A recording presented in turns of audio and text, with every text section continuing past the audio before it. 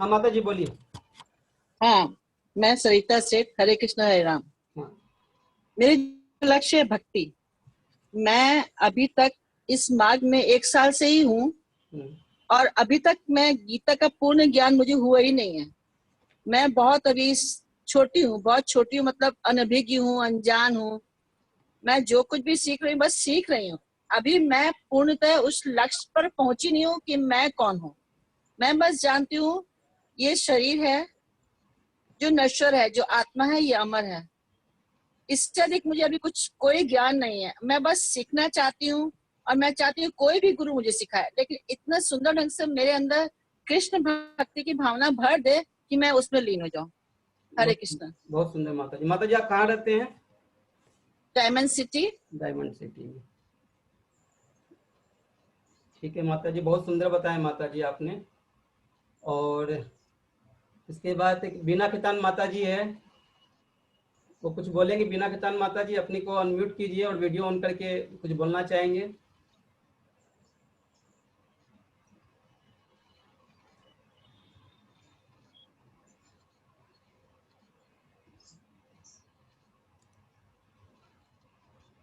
एक पंकज जी के नाम से है, पंकज प्रभु जी के नाम से, वो बोलिए अपने आप में। हरे कृष्णा। अगर सभी भक्त 1 बाय 1 अगर बोलेंगे अपने आप को अनम्यूट करके थोड़ा सा, तो अच्छा रहेगा। हम लोग को थोड़ा समझ में आएगा कि अपने क्लास किस तरफ चल रहा है और अपने को कैसे क्या आगे अपने को भक्ति की तरफ अपने को इंक्रीज करना है। तो 1 बाय 1 अपने को आप अनम्यूट करके बोल सकते हैं। नीतू माता जी आप बोलिए।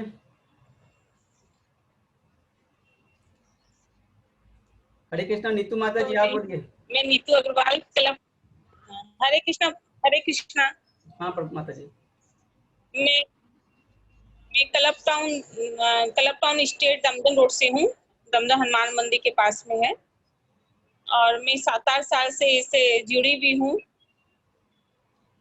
और जब मैं प्रथम बार मैं DL 77 से स्टार्ट की थी अशोक प्रभु जी के यहाँ से, तो मैं जब फर्स्ट बार गई तो मुझे इतना अच्छा लगा कि मुझे लगा कि इतना दिन से मैं जो खोज रही थी वही मुझे मिल गया। एक परिवार मिल गया और जीवन का लक्ष्य तो यही है कि मतलब इससे अधोगति नहीं हो। इतना अच्छा समाज परिवार सब मिला है भक्ति करने के लिए कि ऐसा ही मौका मिलता रहे और भगवान के धाम में रहे। हरि बोल। अर्चना माता जी। हरे कृष्णा। हरे कृष्णा माता जी बोलिए। हरे कृष्णा प्रभु जी। मैं अर्चना अग्रवाल डायमंड सिटी से बोल रही हूँ। सुनाई पड़ा है प्रभु जी? हाँ आ रही है आवाज माता जी, बोलिए। मुझे अभी ज्वाइन करे 2 साल हुआ है। मैं नेचुरल सिटी में मीना माता जी के यहाँ क्लास करती हूँ। हरि बोल। और बचपन से भक्ति तो करती थी, लेकिन भक्ति का असली मतलब क्या है ये कुछ पता ही नहीं था। आज इतने साल तक हमने क्या किया पता नहीं। अब इस्कॉन में आने के बाद मालूम पड़ा। हम लोग सभी देवी देवताओं को भगवान बोलते थे, अब मालूम पड़ा कि भगवान तो एक ही है और उन्हीं को करना है, सब भक्ति उन्हीं की करनी है। भक्ति क्यों करना चाह रहे हैं माता जी? हम लोग भक्ति क्यों करते हैं? लोग होता है ना, जैसे हम लोग काम कर रहे हैं, कुछ भी कर रहे हैं, तो ये लगता है ना कि भाई ये काम करे तो हमें ये सुख मिलेगा, ये खुशी मिलेगी, ऐसा होगा। और भक्ति करने से मतलब उसमें क्या प्रोग्रेस हो सकता है किस हिसाब से, तो थोड़ा सा अगर उसके बारे में कुछ बोले तो। प्रभु जी आपकी आवाज क्लियर नहीं है, आवाज स्लो। प्रभु जी आवाज बहुत स्लो है, समझ में नहीं आ रहा है। ठीक है, माइक्रोफोन। हरे कृष्ण माता जी, भी आ रही है आवाज? सबको म्यूट किया है क्या पता नहीं। म्यूट किया हुआ है। मैं बोल रहा था माता जी, जैसे भक्ति तो अपने कर ही रहे हैं, और भक्ति करने के अलावा भी जैसे होता है ना कि भाई अपने और क्या खोज रहे, जैसे होता है ना अपने कोई काम कर रहे हैं तो लगता है कि भाई हमें ये काम करने से ये खुशी मिलनी चाहिए, ये करे तो वो सुख मिलेगा, ये कुछ मिलेगा, इस तरह की कोई अपना इच्छा, या सिर्फ अपना एक भगवान की सेवा करना, भक्ति करना, उस तरह से अपने को? नहीं, अब ये इच्छा पूरी खत्म हो गई है, संसार से अब इच्छा एकदम नहीं है। अब तो बस भगवान को जान गए और उन्हीं का सेवा अच्छा लगता है। अल्टीमेट यही होना था और यही हुआ है। अब जाके मेरे को सही मिला है दिशा। और कोई माता जी प्रभु जी बोलना चाहेंगे? 1 बाय 1 इंट्रोडक्शन करें फटाफट, तो फिर अपनी क्लास को। हरे कृष्णा। हाँ, हरे कृष्ण माता जी बोलिए। हाँ, मैं शारदा मुंद्रा। हाँ माता जी। हाँ प्रभु जी, सुनाई दे रहा है? हाँ दे रहा माता जी, बोलिए। हाँ, मैं मेरा बहुत बहुत अच्छी किस्मत है कि मैं बचपन से ही, माँ पिताजी रोज रामायण पढ़ के सोते थे, सुबह उठ के गीता सुनते थे। मैंने ये सीखा था कि जिंदगी भर जो बोलेंगे अंत समय में वही याद आएगा, और अंत समय में जो याद आएगा अगला जन्म उसी से होगा। तो बस इसी को पकड़ के भगवान का नाम में लगे रहे। लेकिन बहुत स्वार्थ है मन में कि नहीं, मरते समय कोई तकलीफ नहीं हो, नहीं बाद में कोई तकलीफ नहीं हो। तो अभी एक ही इच्छा है कि भगवान को भूले नहीं, बस उनको भूल जाते हैं, थोड़ा सा भी कुछ अच्छा माहौल आता है, कुछ होता है, उनको भूल जाते हैं। हरि बोल। तो बस अभी एक ही इच्छा है कि उनको भूले नहीं, बस उनका जब भूल जाती हूँ तो फिर मन में दुख होता है कि अरे इतनी देर के लिए भगवान का नाम ही नहीं याद आया। माता तो जब शुरू अभी से क्लास यही। कर रही है, हम लोग की जो गीता की जो क्लास हुई शुरू से कर रहे हैं आप? हाँ, जय हरे कृष्णा प्रभु जी। हाँ, मैं पूछा कि अपना जो क्लास हरे चल रहा है। कृष्णा। हरे कृष्ण, आ रही है माता जी आपकी हाँ आवाज? हाँ हाँ हाँ तो ये गीता अपनी क्लास समझ में आ रही है तो माता जी? हाँ हाँ, क्लास समझ में आ रही है मेरी, है ना। एक दो क्लास मिस भी हुई है, घर पे कुछ था भी, कोई प्रोग्राम वगैरह था बहू का ऐसा, तो एक दो क्लास मेरी मिस भी हुई है। ऐसे मैं ये बात विवाह माता जी को भी बोली थी कि मेरे को डर बहुत है मन में कि अंत समय में भगवान जरूर याद आए, जरूर याद आए। मैं वही सोचती रहती हूँ और खाली भगवान का नाम लेती रहती हूँ। और अभी तो ये बहुत अच्छा हुआ लॉकडाउन में कि थोड़ा गीता पढ़ने का हुआ, और मौका मिला जैसे सबको। हाँ मौका मिला और थोड़ा सा पढ़ी, और जैसे एक अब मेरी एक अलग पहचान हो गई है। घर बच्चे बोलते हैं कि नहीं, माँ तो एकदम अच्छे काम में लग गई है। ये थोड़ा सा ये स्टैंडर्ड बढ़ गया है, नहीं तो। लेकिन मैं मन में जानती हूँ कि मेरा क्या है, मैं बहुत स्वार्थी हूँ। मेरे को लगता है बस भूलना नहीं है, भगवान को भूलना नहीं है, भूलना नहीं है। वो एक डर सा है मन में, वो ये डर निकलना चाहिए और भगवान से प्यार होना चाहिए, उसी की कोशिश है बस। हरि बोल। और कोई प्रभु माता जी कुछ बोलना चाहेंगे? माता जी का वीडियो ऑन नहीं है। मेरा एक मिनट, मैं देखती हूँ। ताकि फेस टू फेस हम लोग जाने ना। हाँ, हरे कृष्णा। और कोई माता जी प्रभु जी बोलना चाहेंगे कुछ? सोनिया कानूरिया माता जी बोलेगी। हरे कृष्णा। हाँ माता जी, वीडियो ऑन कर लीजिए माता जी अपना एक बार, फिर भले ऑफ कर दीजिएगा। हरे कृष्णा। हरे कृष्ण माता जी। मैं सोनिया क्लानूरिया हूँ, क्लब टाउन में रहती हूँ। नीतू माता जी मेरी बहुत पुरानी बंधु है और उन्हीं से मैं कहीं ना कहीं प्रेरित हरे हूँ इस कृष्ण। क्लास को ज्वाइन करने के लिए। हरि बोल। सबसे पहले ऊपर वाले को धन्यवाद है, फिर उनको धन्यवाद है मुझे इनसे जोड़ने के लिए। और ये ऑनलाइन जो आप लोग ने व्यवस्था की है इसके लिए मैं बहुत ज्यादा आभारी हूँ, क्योंकि मैं अपने समय से उस क्लास के लिए जो हमारे क्लब टाउन में भी अरुण प्रभु जी करते हैं, बहुत समय से करते आए हैं, मैं समय नहीं निकाल पा रही थी, मेरे रूटीन में एडजस्ट नहीं हो रहा था। लेकिन ये जो वक्त आपने मुझे दिया है शाम का, और ऑनलाइन घर बैठे वीडियो करके हम लोग आराम से जो गीता को समझ पा रही हूँ मैं कहीं ना कहीं, वो मेरे को एक सुनहरा मौका मिला है। और ऐसे ही मौकों की तलाश में मैं थी, और आगे भी कुछ ऐसा फैसिलिटी अगर होता है तो प्लीज मुझे अपडेट किया जाए, मैं हमेशा इसके लिए इंटरेस्टेड हूँ। तो भगवान कितने धन्यवाद कृपालु। प्रभु। भगवान बोलते हैं कि मतलब भक्त हमेशा ही शिकायत करते हैं कि मुझे समय नहीं मिलता है, मुझे समय नहीं मिलता है। भगवान देखिए कितना समय दे दिए कि एकदम मतलब अपने आपके पास खुद डायरेक्टली घर पहुंच गए कि अब बोलिए आपके पास आने के बाद अब समय देंगे कि नहीं देंगे। तो ये सही में भगवान का ये अपने को धन्यवाद देना चाहिए कि अपने आज ऑनलाइन अपने क्लास कर पा रहे हैं। हरि बोल। आप लोग सभी के लिए ये जो व्यवस्था आपने बनाई है ये बहुत ही सुंदर और बहुत ही अच्छी व्यवस्था है, और अच्छे रूप से हम लोग सभी कर पा रहे हैं। बहुत प्रभु जी अच्छे से समझा भी पा रहे हैं, कुछ भी कहीं दिक्कत नहीं हो रही है। और हमारा रिकॉर्डिंग भी रहता है, कोई क्लास में मिस भी होती है तो अपने उसमें भी फिर वापस से अपने सुन करके, या कुछ भी हाँ, क्वेश्चन मैंने क्वेरीज भी रहता है रिकॉर्डिंग तो पूछ सकते हैं। मंगवाया था नीतू माता जी से। धन्यवाद। ओके। और कोई माता जी? जायद खेतान माता जी के नाम से है, बोलिए माता हाँ, जी। यस मेरा नाम गुंजन खेतान है। एक्चुअली ये जयद खेतान मेरे ओके। बेटे का नाम यस है यस इसलिए। ये मेरा फर्स्ट क्लास है अच्छा ओके। और इसके लिए मेरे को एक्चुअली बहुत लोगों को थैंक्स बोलना चाहिए, may be starting from Sonia Sonia, मेरी फ्रेंड रिंकू है, उसका भी आज फर्स्ट क्लास है, उसने आज ज्वाइन किया है, उसी से मुझे पता लगा था।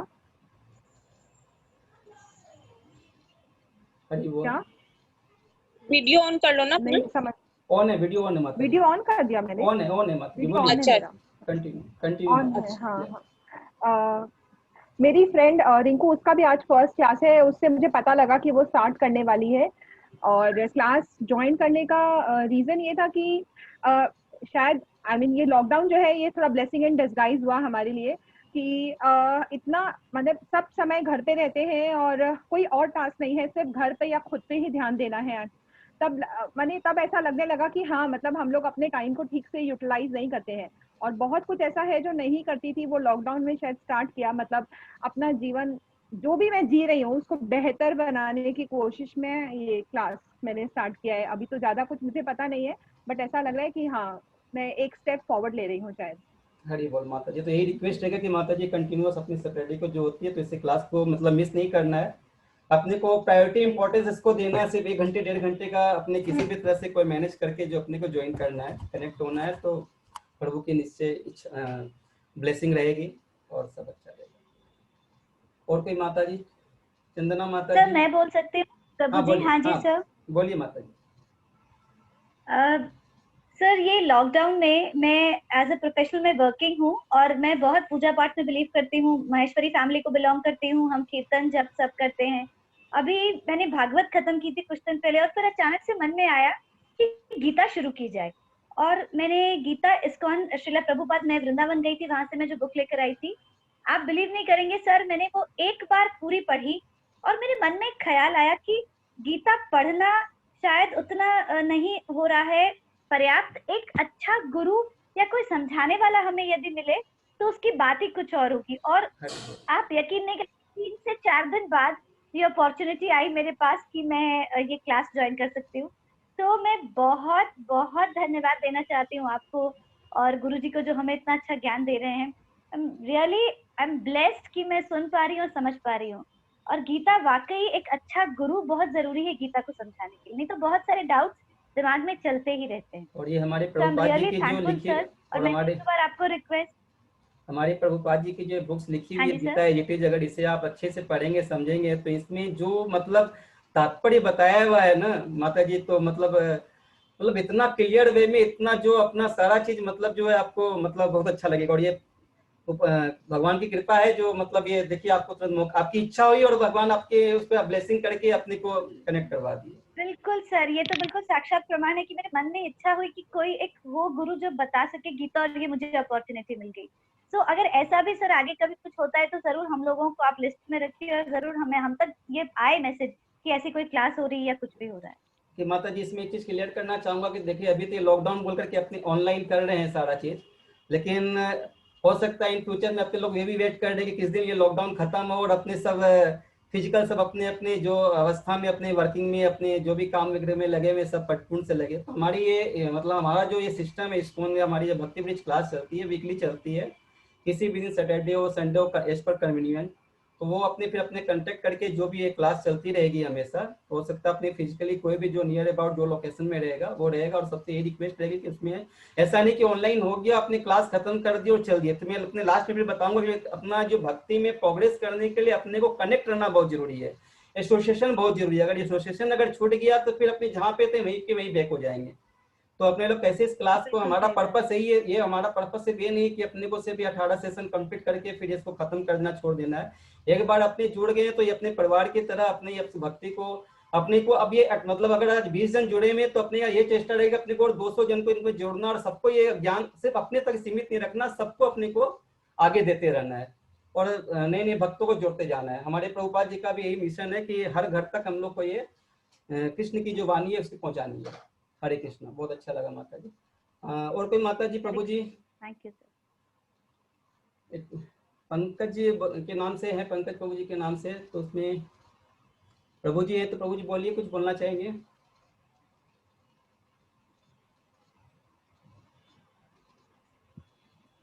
हरे कृष्णा। एक माया गोयल के नाम से है, जो भी समझ में आता है प्लीज डोंट हेजिटेट, मतलब कोई भी संकोच ना करे, मतलब फटाफट अपने बस खाली नहीं है तो सिर्फ अपना नाम ही बताए कहाँ रहते हैं, तो ताकि अपने को ये कन्वीनियंट रहेगा कि अपना नेक्स्ट भी जो है अपने जो फिजिकली भी जो क्लास करेंगे तो किस हिसाब से क्या लोकेशन में रखना है, क्या करना है। तो जस्ट एक ब्रीफ देते जाएंगे तो सबका इंट्रोडक्शन रहेगा तो अच्छा रहेगा। कृष्णा, यस माता। मैं माया गोयल बेंगलोर से बोल रही हूँ। मुझे 2 हफ्ते हुए हैं जुड़े हुए। हरे कृष्णा। तो बहुत अच्छा लग रहा है। मैं पहले रामायण तो हमेशा पढ़ती रहती हूँ, लेकिन कभी भागवत गीता का मुझे मौका ही नहीं मिला करना, कर नहीं पाई मैं। लेकिन अभी सुनी तो बहुत अच्छा लगता है, और लीला प्रभु जी को बहुत सुनती हूँ मैं, मुझे बहुत मन में शांति मिलती है। बहुत भगवान से यही प्रार्थना कि उनके चरणों में मुझे भक्ति मिलती रहे, उनकी कृपा मिलती रहे, भक्ति मिलती रहे। हरि बोल। तो अच्छा है माता जी, ये तो ज्वाइन करते रहिए। बात बाकी अगर बेंगलोर में भी रहते हैं तो अपना अगर ये क्लास जब फिनिश भी हो जाएगा तो फिर अपने बेंगलोर वगैरह में कहाँ पे अपनी और आप ज्वाइन कर सकते हैं, या हम लोग के ऑनलाइन क्लासेस में कैसे ज्वाइन कर सकती है, तो हम आप लोग को इन्फॉर्मेशन देते रहेंगे ताकि आप हमेशा भक्ति में हम लोग के साथ जुड़े रहे। जी हाँ, यहाँ तो मुझे पता नहीं, मैं तो बीटीएम में हूँ, यहाँ मुझे कुछ पता नहीं चला कि कहाँ होती है कहाँ नहीं होती है।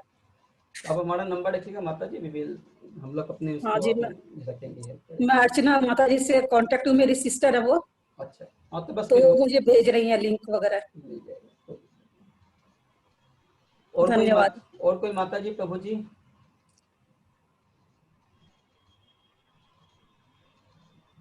हरे कृष्ण। हाँ गोविंद प्रभु। हरे कृष्ण, दंडवत प्रणाम। हरे कृष्ण प्रभु, दंडवत प्रणाम। जहाँ तक मैंने मुझे ये भक्ति क्लास ज्वाइन किया, स्कूल ज्वाइन किए अप्रोक्स 1.5 साल हो गए हैं। तो जैसे मैं फर्स्ट टाइम आया अपने भक्ति वृक्ष क्लास में, तो जैसे मेरे को पता था हम लोग मारवाड़ी फैमिली बिलोंग्स करते हैं तो अपने पूजा पाठ करते हैं, बट एक्चुअल में अपने पूजा का क्या मतलब, अपने पूजा को जो काम लेते हैं। आज जनरली देखिए सभी घर में जो मतलब घर में जो रेगुलर की पूजा होती है उसे एज एक आदमी काम ट्रीट करते हैं। मोस्ट प्रोबेबली मेरे को जहां तक लगता है कि 60-70% आदमी की ये होती है, सुबह उठना है, जैसे घर का काम है झाड़ू देना, काम करना, उसी तरह एक पूजा को आदमी काम ट्रीट करते हैं। बट जब मैं इस्कॉन ज्वाइन किया तब मेरे को एक्चुअल पता चला व्हाट इज पूजा, पूजा क्या है। अपने जनरली जो मतलब मनुष्य है वो 4 ही काम करते हैं, आहार निद्रा भय मिथुन, जो कि एक पशु भी करते हैं। अगर अपने इस 4 काम करने के लिए अगर अपने धरती पे आए हैं तो अपना जीवन व्यर्थ है। अपने को क्या करना है, जैसा गीता में श्री कृष्ण बोलते हैं कि मेरी भक्ति करो और मैं ही तुम्हें समस्त पापों से छुटकारा दिलाऊंगा। जैसे गीता के 18वें में भगवान श्री कृष्ण कहते हैं कि समस्त धर्मों का परित्याग कर मेरे शरण में आओ और मैं तुम्हें समस्त पापों से छुटकारा दिलाऊंगा। तो हमें भगवान श्री कृष्ण की वाणी पे पूर्ण विश्वास होना चाहिए और हमें भगवान श्री कृष्ण की भक्ति करनी चाहिए। और भक्ति ऐसी नहीं हो कि अपना मतलब कि जब मन किया भगवान को याद कर लिए और जब किया भगवान को भूल गए। क्योंकि भगवान श्री कृष्ण गीता में कहते हैं कि अर्जुन से कहते हैं कि हे अर्जुन, मनुष्य मृत्यु के समय जिस जिस भाव का स्मरण करता है वह उस भाव को निश्चित रूप से ही प्राप्त होता है। जैसा इसमें अपने भरत महाराज का उदाहरण बहुत ही उपयुक्त है, क्योंकि उनकी मृत्यु के समय उनकी एक आसक्ति एक हिरण से हो गई थी, तो उन्हें अगला जन्म हिरण का मिला था। इसीलिए अपने को भक्ति इस तरह से करनी है कि अपने जब अपने इस भौतिक शरीर को त्याग के जाए तो हमें भगवान श्री कृष्ण का ही स्मरण रहे। और भगवान श्री कृष्ण का स्मरण मृत्यु के समय करने के लिए हमें जीवन के प्रारंभ से ही शुरुआत करनी पड़ेगी, अन्यथा वो नहीं हो नहीं पाएगा। क्योंकि जब अपनी किसी ऊंची बिल्डिंग को इमारत को बनाते हैं तो अपना फाउंडेशन स्ट्रांग होना चाहिए, बिना फाउंडेशन के अपनी इमारत नहीं बन सकती। उसी तरह अगर आप बचपन से करते हैं हरे कृष्ण महामंत्र भक्ति करते हैं तो वो अपनी फाउंडेशन तैयार होती है।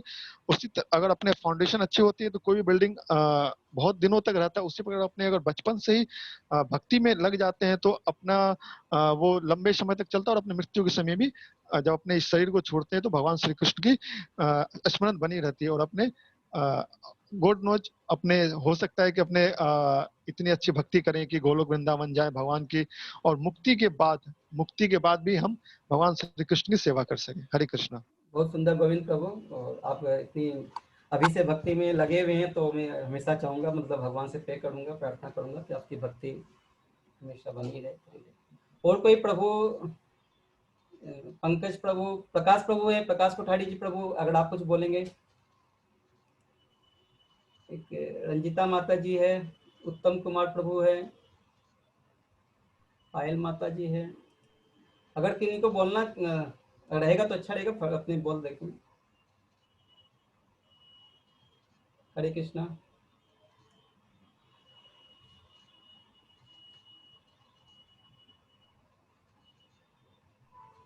रीना माता जी, नहीं तो फिर आप बोलिए फिर।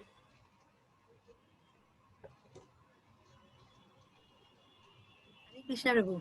हरे कृष्णा प्रभु, सबसे पहले मैं मेरा इंट्रोडक्शन देना चाहूंगी। मैं एक by profession I am a CA and CS. I am into service. मैं जॉब करती हूँ। मेरी एक 14 साल की बेटी है और मैं 3.5 साल पहले मैंने और अजय प्रभु ने एक साथ ही यहाँ पर ज्वाइन किया था भक्ति वृक्ष क्लास। शुरू में जब मैंने ज्वाइन किया, मैं जस्ट पहले ब्रीफ करना चाहती हूँ क्योंकि यहाँ पर मैं देख रही हूँ कुछ नए लोग भी हैं। तो जब मुझे बस एक क्यूरोसिटी थी, मुझे सिर्फ जानना था कि क्या है। लेकिन मैं ज्वाइन करी और जब एक बेस के साथ में और एक एक चीजें डिटेल से हम लोगों को बताई गई, तब मुझे समझ में आया, जैसा कि गोविंद प्रभु बता ही चुके हैं, कि भक्ति है क्या, भगवान है क्या, स्पिरिचुअलिटी है क्या। नॉर्मली हम लोग क्या कर रहे हैं, हम लोग सभी कहीं ना कहीं किसी ना किसी वे से, मतलब समवेयर और other we are connected to spirituality. हम लोग घर में पूजा कर रहे हैं, मंदिर में जा रहे हैं, बट कर क्या रहे हैं किसी को कुछ पता नहीं है। मंदिर में हम जा रहे हैं, जैसे जनरली वो मैं भी करती थी, I also use to do, कि हम लोग जाते हैं और पैसा ऐसे फेंकते हैं। तो क्या कभी हमने सोचा ये बात कि भगवान क्या हमारे ये 10 रुपए 5 रुपए के लिए डिपेंडेंट है हम पर, जो कि सब कुछ देने वाला है, और उनके ऊपर हम इस तरह से पैसा फेंक रहे हैं, तो क्या वो सही है? या फिर हम लोग कुछ भी एक अचीवमेंट होता है। मैं यहाँ पर मतलब डिस्क्लेमर देना चाहती हूँ कि मैं किसी की कोई भी, अगर किसी की कोई धार्मिक भावना है, मैं उस पर कोई भी कुछ बोलना नहीं चाहती हूँ, कुछ रॉन्ग नहीं बोलना चाहती हूँ। Just I am sharing my feeling, what I felt in during these 3.5 years। तो हम लोग ये जो प्रसाद हम लोग कुछ भी करते हैं, हम लोग प्रे करते हैं, या फिर हमारे एग्जाम्स है, school time, since our childhood, what we used to do, भगवान मुझे पास करा दे, मैं तुम्हारे लिए ये करूंगा, या मैं तुम्हारे लिए ये फास्टिंग करूंगा, या फिर मैं तुम्हारे लिए ये प्रसाद बनाऊंगा। तो हमने क्या कभी ये चीज सोचा है कि ये सब क्या भगवान को इसकी जरूरत है? तो हम लोग किसके लिए कर रहे हैं? Actually all these things we are doing for ourself, कि हमें ये मिल जाए तो हम ये कर देंगे, बट ये क्या रिक्वायर्ड है? तो ये सारा चीजें, ये जो क्वेश्चन है, ये हमने कभी अपने आप से पूछा नहीं, बट एक सिस्टम में आ रहा है और हम लोग उसको करते जा रहे हैं। या और भी जितने भी हम लोग जो भी प्रोसीजर्स या जो भी कुछ हम लोग फॉलो कर रहे हैं, उसका एक्चुअल मीनिंग हमने कभी जाना ही नहीं कि क्यों कर रहे हैं, कौन भगवान है और वो क्यों है, हम कौन है, सोल क्या है, बॉडी क्या है, एक बेसिक नॉलेज हमें है, बट एक अगर वाइडर रूप में अगर हम सोचें तो हमें कुछ भी नहीं पता है। ये अर्थ क्या है, और यहाँ पर हमारी ही प्लैनेट पे इतना कुछ अवेलेबल क्यों है, या फिर ये बादल कैसे बन रहे हैं, या बारिश कैसे हो रही है, ये सब कुछ कौन कंट्रोल कर रहा है। आपको एक सिंपल सा मैं एक एग्जांपल देना चाहूंगी। जैसे एक बिल्डिंग बनती है, तो किसी ने बनाया ना उस बिल्डिंग को, अपने आप तो नहीं बन गई है वो बिल्डिंग। अगर कोई फैक्ट्री में कुछ प्रोडक्ट बन रहा है, तो कोई उसको कुछ कर रहा है तब वो बन रहा है ना। तो हमने ज्योग्राफी में पढ़ा है, ग्रेविटेशनल फोर्स भी पढ़ा है, अर्थ का रोटेशन, रेवोल्यूशन, सन, सोलर सिस्टम, सब कुछ पढ़ा है, बट कभी हमारे माइंड में ये नहीं आता, हमारे साइंटिस्ट ये नहीं बोल पाते हैं कि ये सब कुछ कैसे हो रहा है, अपने आप हो रहा है। इस फैक्ट को कभी हम सोच नहीं पा रहे हैं। हमने न्यूटन लॉ भी पढ़ा, सारे लॉ पढ़े हमने, मैथ्स, ज्योग्राफी सब कुछ पढ़ा, बट हमने ये नहीं सोचा ये सब कुछ हो कैसे रहा है। ऐसा क्यों है कि हम लोग के पास में ये नॉलेज है, हम लोग इतना स्टडीज कर रहे हैं, बट जो जानवर हैं या जो दूसरे श्रेणी के जो लिविंग ऑर्गेनिज्म है, उनके पास ये सब कुछ नहीं है, बट हमारे पास क्यों है? तो ये डिफरेंस क्यों है? तो अगर हम लोग कभी सोचने बैठे, क्योंकि हम लोग को सोचने का एक्चुअली देखा जाए तो हमें तो टाइम ही नहीं मिलता है ना। हम लोग हमेशा बस चले जा रहे हैं, हम लोग को एक टारगेट दे दिया गया है ऑलवेज। हम लोग जब स्कूल टाइम में है, हमें टारगेट दिया हुआ है, हमें पढ़ना है, हमें फर्स्ट होना है, हमें आगे बढ़ना है, हमें ये सीए करना है या हमें एमबीए करना है। वो कंप्लीट हो गया तो उसके बाद हमें जॉब करना है, जॉब मिलने के बाद में हमें और बेटर जॉब में जाना है, या फिर शादी करनी है, हुई है तो फिर बच्चे करने हैं, फिर बच्चों को पढ़ाना है। बस हम लोग इसमें ही चले जा रहे हैं, लेकिन हम है कौन, हमने कभी अपने आप से नहीं समझा। एक छोटा सा जैसे एग्जांपल देते हैं, अजय प्रभु, क्या हम लोग का क्लास में क्या ये सब क्लियर हुआ है, सोल एंड बॉडी? आप बताइए माता जी थोड़ा सा, मतलब अभी उसी हिसाब से अपने लोग कर लेंगे, सबको इनिशियली जो अपना स्टार्टिंग वाला पॉइंट है वो क्लियर हो जाएगा। आप बता हम दीजिए। लोग जैसे आज किसी की डेथ होती है तो हम लोग क्या बोलते हैं, ये उसका बॉडी है, ये उसका शरीर है, तो फिर वो कौन है? नॉर्मली हम लोग अपने आप को एक नाम दे रखे हैं ना, तो हम लोग जब किसी की डेथ हो रही है तो फिर हम उसको ये क्यों बोलते हैं, ये उसका शरीर है? तो इसका मतलब मैं इज समथिंग डिफरेंट और बॉडी कुछ अलग है। तो वो मैं कौन हूँ, और वो मैं बॉडी में थी जब तक वो बॉडी लाइफ थी, और बॉडी की डेथ होने के बाद वो निकल गई। तो हम फिर यहाँ पर आते हैं सोल पर। इसका मतलब बॉडी के अंदर कुछ है जो कि जब बर्थ के साथ बॉडी में आया और डेथ के साथ बॉडी से निकल गया। तो हम इस पॉइंट पे आते हैं कि फिर बॉडी में कुछ है। तो हमारे जो शास्त्र हैं, हमारे जो स्क्रिप्चर्स हैं, तो उनमें हमें जो एक्सप्लेनेशन मिला है, जिसके बेसिस पे प्रभुपाद जी ने ये सारी बुक्स हमें दी है, और उस नॉलेज के पर बेस्ड होकर हम लोग ये जान पाते हैं कि मैं एक सोल हूँ।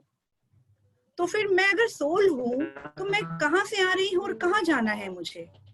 कहीं से तो मैं आ रही हूँ और कहीं मैं जा रही हूँ।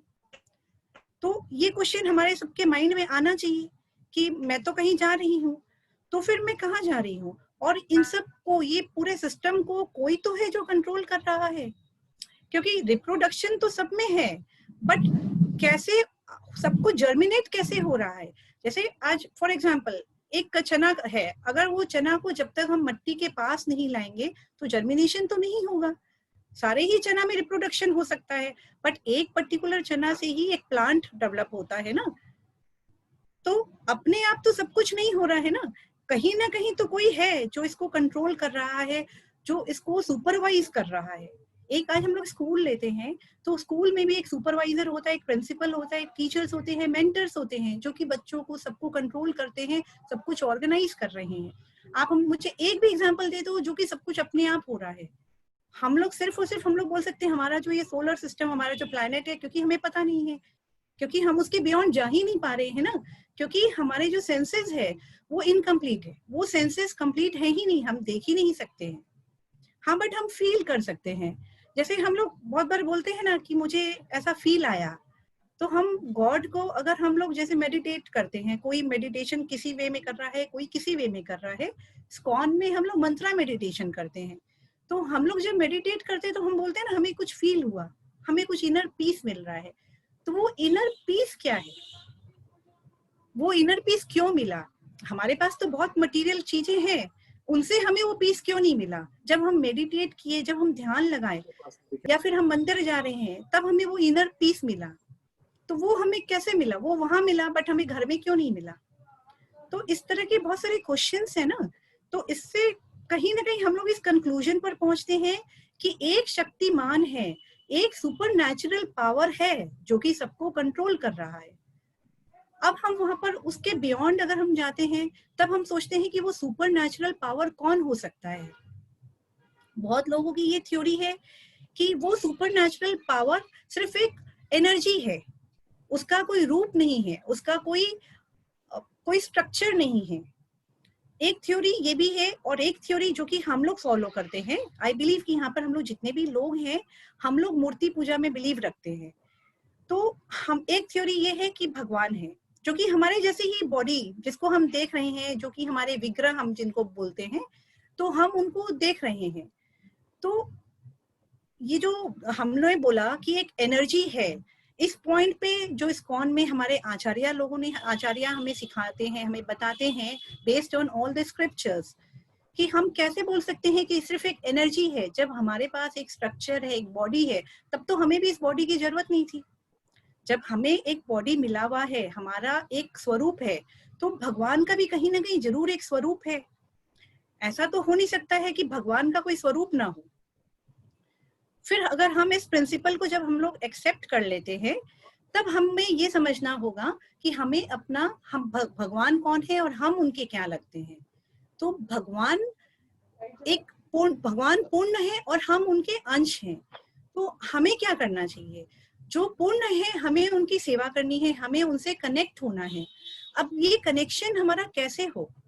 इस कनेक्शन को स्टैब्लिश करने के लिए हम जो इतना हम लोग जो कुछ भी कर रहे हैं, हम लोग उस कनेक्शन को स्टैब्लिश करने के लिए कर रहे हैं, क्योंकि हम लोग सब कुछ भूले हुए हैं। हमें कुछ भी, हमारे दिमाग में हम कुछ है ही नहीं। हमारी जो चेतना है, हमारी जो कॉन्शियसनेस है, वो पूरी की पूरी तरह से ढकी हुई है। हमें कुछ पता नहीं है। हम जानते हैं कि बस भगवान है, बट हमारा उनसे क्या कनेक्शन है और हमें उनके पास जाना है कि हमें यहीं रहना है, या हमें जो ये 84 लाख योनि है इस वर्ल्ड की, उसी में घूमते रहना है। तो जो अजय प्रभु ने बोला कि हमारा ऑब्जेक्ट क्या है, तो हमारा एक ऑब्जेक्ट होना चाहिए ना लाइफ का। जैसे बाकी सारी चीजें का हमारा ऑब्जेक्ट है कि हमें लाइफ में प्रोग्रेस करना है, हमें अपने बच्चों को आगे बढ़ाना है, तो हमारा अपना भी, अपनी सोल का और हमारे अपना प्रति हमारा क्या ऑब्जेक्ट है। तो वो ऑब्जेक्ट हम लोग जो दे रहे हैं, वो ऑब्जेक्ट ये है कि हमें भगवान से अपना कनेक्शन स्टैब्लिश करना है और उनके भगवत धाम जाना है। जब हम लोग यहाँ तक पहुंच गए तो नेक्स्ट क्वेश्चन ये आता है कि हम कैसे जाएं, इसका वे क्या है, इसका कोई वे होना चाहिए ना। तो उसके लिए हम हरि नाम संकीर्तन करते हैं, जो कि चैतन्य महाप्रभु ने और उसके बाद प्रभुपाद जी ने आके हमें बताया है, और वो भी उन्होंने अपने मन से नहीं दिया। ये सारी चीजें बुक्स में, हमारे शास्त्रों में लिखी हुई है और उन्होंने आके सिर्फ हमें दिया है। जैसे हम लोग टीचर से कनेक्ट करते हैं ना अपने आप को, बुक्स तो हमारे पास है, हम आराम से उसको पढ़ सकते हैं ना। 10 बुक है, हम लोग क्या वो बुक से पढ़ के सब कुछ समझ सकते हैं? बट वो हम लोग नहीं कर सकते, इसलिए हम लोग टीचर्स का हेल्प लेते हैं, क्योंकि वो टीचर ने वो 10 बुक पढ़ी है और वो समरी करके हमें दे रहे हैं। उस समरी से ही हमारा काम हो जाता है, हमें वो 10 बुक पढ़ने की जरूरत नहीं पड़ती। उसी तरह से प्रभुपाद जी ने सारी बुक्स को पढ़ के, सारे शास्त्रों, सारे स्क्रिप्चर्स को पढ़ के हमें समरी में ये बताया है कि हम क्या चाहते हैं, हमें क्या करना चाहिए, what is the right way of spirituality. और along with all the answers जो भी हमारे माइंड में आता है कि क्यों हो रहा है, किस लिए हो रहा है, या ये काम हमें क्यों करना चाहिए, ये काम हमें क्यों नहीं करना चाहिए, तो ये लॉजिकली जब हम आंसर्स खोजते हैं तो वो आंसर हमें कहीं से मिलता नहीं है। बट यहाँ पर प्रभुपाद जी ने हमारे हर क्वेरी का, हर एक चीज का हमें आंसर दिया है। इसके बाद मैं एक पॉइंट पे आना चाहूंगी कि हम हरि नाम संकीर्तन के बारे में मैं बता चुकी हूँ। अब हरि नाम संकीर्तन का, हरि नाम का जो वे है वो शायद हम लोग डिस्कस कर चुके हैं, तो इसलिए मैं उस पॉइंट पे नहीं जा रही हूँ। वो हम लोग, क्योंकि वो इतना बड़ा सब्जेक्ट है, उसके लिए क्लास का टाइमिंग बहुत शॉर्ट होगा। लेकिन मैं एक दूसरे पॉइंट पे अब लेके जाना चाह रही हूँ। हम लोग सब कोई जो भी हम लोग करते हैं, हम लोग कोई मूवी देख रहे हैं या फिर घर में कुछ अच्छा खाना बना रहे हैं, तो वो सब हम लोग किस लिए कर रहे हैं? हमें एक कुछ फन चाहिए, कुछ मजा चाहिए। जैसे हम लोग बोलते हैं ना, हम लोग खाना खाए, आज बहुत मजा आया, बहुत अच्छा लगा, बहुत, क्योंकि हमें अच्छा टेस्ट मिला। मूवी गए तो हमें बहुत फन आया, हमें बहुत मजा आया। या फ्रेंड सर्कल के साथ हम लोग बैठ रहे हैं तो वहां पर भी हमने बहुत अच्छा टाइम स्पेंड किया, तो हमें क्या मिल रहा है? हैप्पीनेस मिल रहा है। लेकिन क्या वो हैप्पीनेस क्या इटर्नल है? वो क्या शाश्वत है? वो क्या उसमें लॉन्जिविटी है? आज हमें फन मिला, क्या वो फन हमेशा लाइफ लॉन्ग हमारे साथ है? नहीं, वो हमारे साथ लाइफ लॉन्ग नहीं है। हम एक बार एक मूवी देख रहे हैं या कुछ अच्छा खा रहे हैं, वो वहां पे खत्म हो जा रहा है, फिर हमें दूसरा एक फन चाहिए। तो ये रैट रेस है, हम लोग भागते दौड़ते जा रहे हैं। रोज हमारे सेंसेस हमें एक और डिमांड करते हैं और रोज हम लोग उसकी का फुलफिलमेंट में लग जा रहे हैं। हम उसमें कुछ भी नहीं सोच रहे हैं कि हमें एक्चुअल में क्या चाहिए। तो हम जब सोल लेवल पे बात करते हैं तो सोल का हमें इतना समझ में आ गया कि सोल इज इटर्नल। सोल कभी मरता नहीं है और कभी उसका जन्म नहीं होता है। और ये जो हम हैप्पीनेस जो खोज रहे हैं, वो that is the nature of our soul. क्योंकि हमारा सोल भी आनंद चाहता है, उसे भी हैप्पीनेस चाहिए, बट वो हैप्पीनेस उसे किस टाइप का चाहिए? जो कि परमानेंट हो, जो कि सब जगह हो और जो कि सबसे मिलता हो। तो ये किसमें हो सकता है? ये तो सिर्फ और सिर्फ भगवान में है, और तो किसी में मुझे नहीं दिखता कि और कहीं पर कुछ ऐसा है जो सब जगह है, जो मुझ में भी है, वो आप में भी है और वो हर किसी में है। तो वो तो सिर्फ और सिर्फ भगवान ही है जो कि हर जगह है, हर किसी में है और हर समय है। तो कौन है ऐसा जो हमें इटर्नल हैप्पीनेस दे सकता है, जो कि परमानेंट इन नेचर हो? वो सिर्फ और सिर्फ भगवान से ही हमें मिल सकता है। हम जो मटेरियल चीजें हैं उनसे हमें कोई भी आनंद नहीं मिल सकता, और जो मिलता है that is very temporary in nature, and वो बहुत रिलेटिव टर्म है और बहुत कॉन्टेक्स्ट में है। जैसे आज एक सिंपल मैं आपको एक एग्जांपल देती हूँ, जैसे आज हम लोग बीमार पड़ रहे हैं, अभी कोरोना का जैसे पीरियड है, तो हम लोग बीमार पड़ रहे हैं, ये हमारे लिए बहुत तकलीफ की बात है। हमें लगता है ना कि हमसे मतलब हमारे साथ ऐसा क्यों हुआ, हमें ये तकलीफ क्यों मिली। But on the other side ये डॉक्टर्स के लिए, हॉस्पिटल्स के लिए, दे आर अर्निंग मनी, तो उनके लिए वो ब्लेसिंग है, बट हमारे लिए तकलीफ है। तो ये बहुत कॉन्टेक्चुअल है ये मैटर। जो हम लोग बोलते हैं ना हैप्पीनेस, तो वो हैप्पीनेस या सैडनेस, मेरे लिए हो सकता है वो हैप्पीनेस हो, बट किसी और के लिए वो सैडनेस है, या किसी और के लिए वो तकलीफ वाली चीज है, वो मेरे लिए बहुत खुशी की चीज है। तो ये बहुत रिलेटिव और कॉन्टेक्चुअल है। तो हम लोग मैं कुछ हैप्पीनेस के ऊपर में कुछ लेवल्स पे बताना चाहूंगी कि हम लोग का हैप्पीनेस का क्या क्या लेवल्स होता है। फर्स्टली हम लोग देखते हैं कि हम लोग को फिजिकल हैप्पीनेस मिलता है। फिजिकल हैप्पीनेस किसे बोला जाता है, जो कि एकदम इन जनरल है कि जो हमें खाने पीने या फिर हम लोग जो ये घूमने फिरने, ये जो फिजिकल हम लोग की हैप्पीनेस है, वो हमारी हो गई फिजिकल हैप्पीनेस, जो कि हमारी नॉर्मल इच्छाओं को जो कि पूर्ण करने से मिल रहा है। उसके बाद नेक्स्ट लेवल हम लोग जा रहे हैं मेंटल। हम लोग जब कोई, आप देखोगे हम लोग जब कोई काम कर रहे हैं, हम लोग उसमें बहुत खो जा रहे हैं, हम लोग जब उसमें एकदम खो जा रहे हैं, मतलब ये वो जो मेंटल हैप्पीनेस है वो फिजिकल से अपर लेवल में है। तो जब हम लोग मेंटल हैप्पीनेस के लेवल में पहुंचेंगे तो हम लोग को कोई फिजिकल हैप्पीनेस की रिक्वायरमेंट नहीं होगी, क्योंकि हम लोग उस काम में इतना खो जाते हैं। आप देखा करिए कभी कभी कोई काम करते हैं तो देखिए हमें भूख नहीं लगती, हमें बाहर में क्या हो रहा है हमें कुछ पता भी नहीं है, क्योंकि हम मेंटल हैप्पीनेस में हैं, हम लोग मेंटल लेवल में काम कर रहे हैं। तो mental level, mental happiness is upper than physical happiness. फिर इसके ऊपर लेवल में अगर हम लोग जा रहे हैं तो वो है इंटेलेक्चुअल।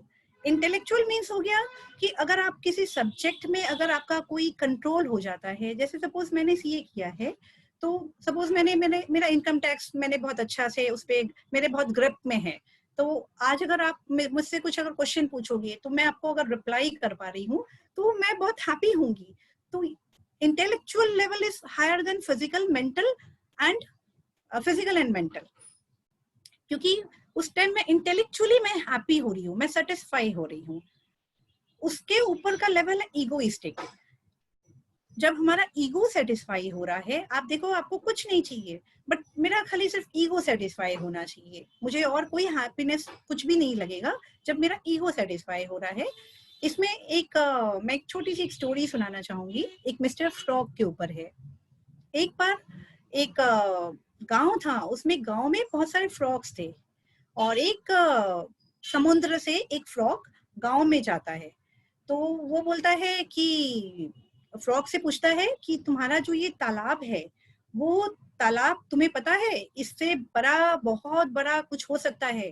तो उसने, तालाब वाले फ्रॉग ने बोला, नहीं ऐसा तो हो ही नहीं सकता है, तुम झूठ बोल रहे हो, क्योंकि यही मेरी दुनिया है और मुझे पता है इसके बाहर कुछ है ही नहीं।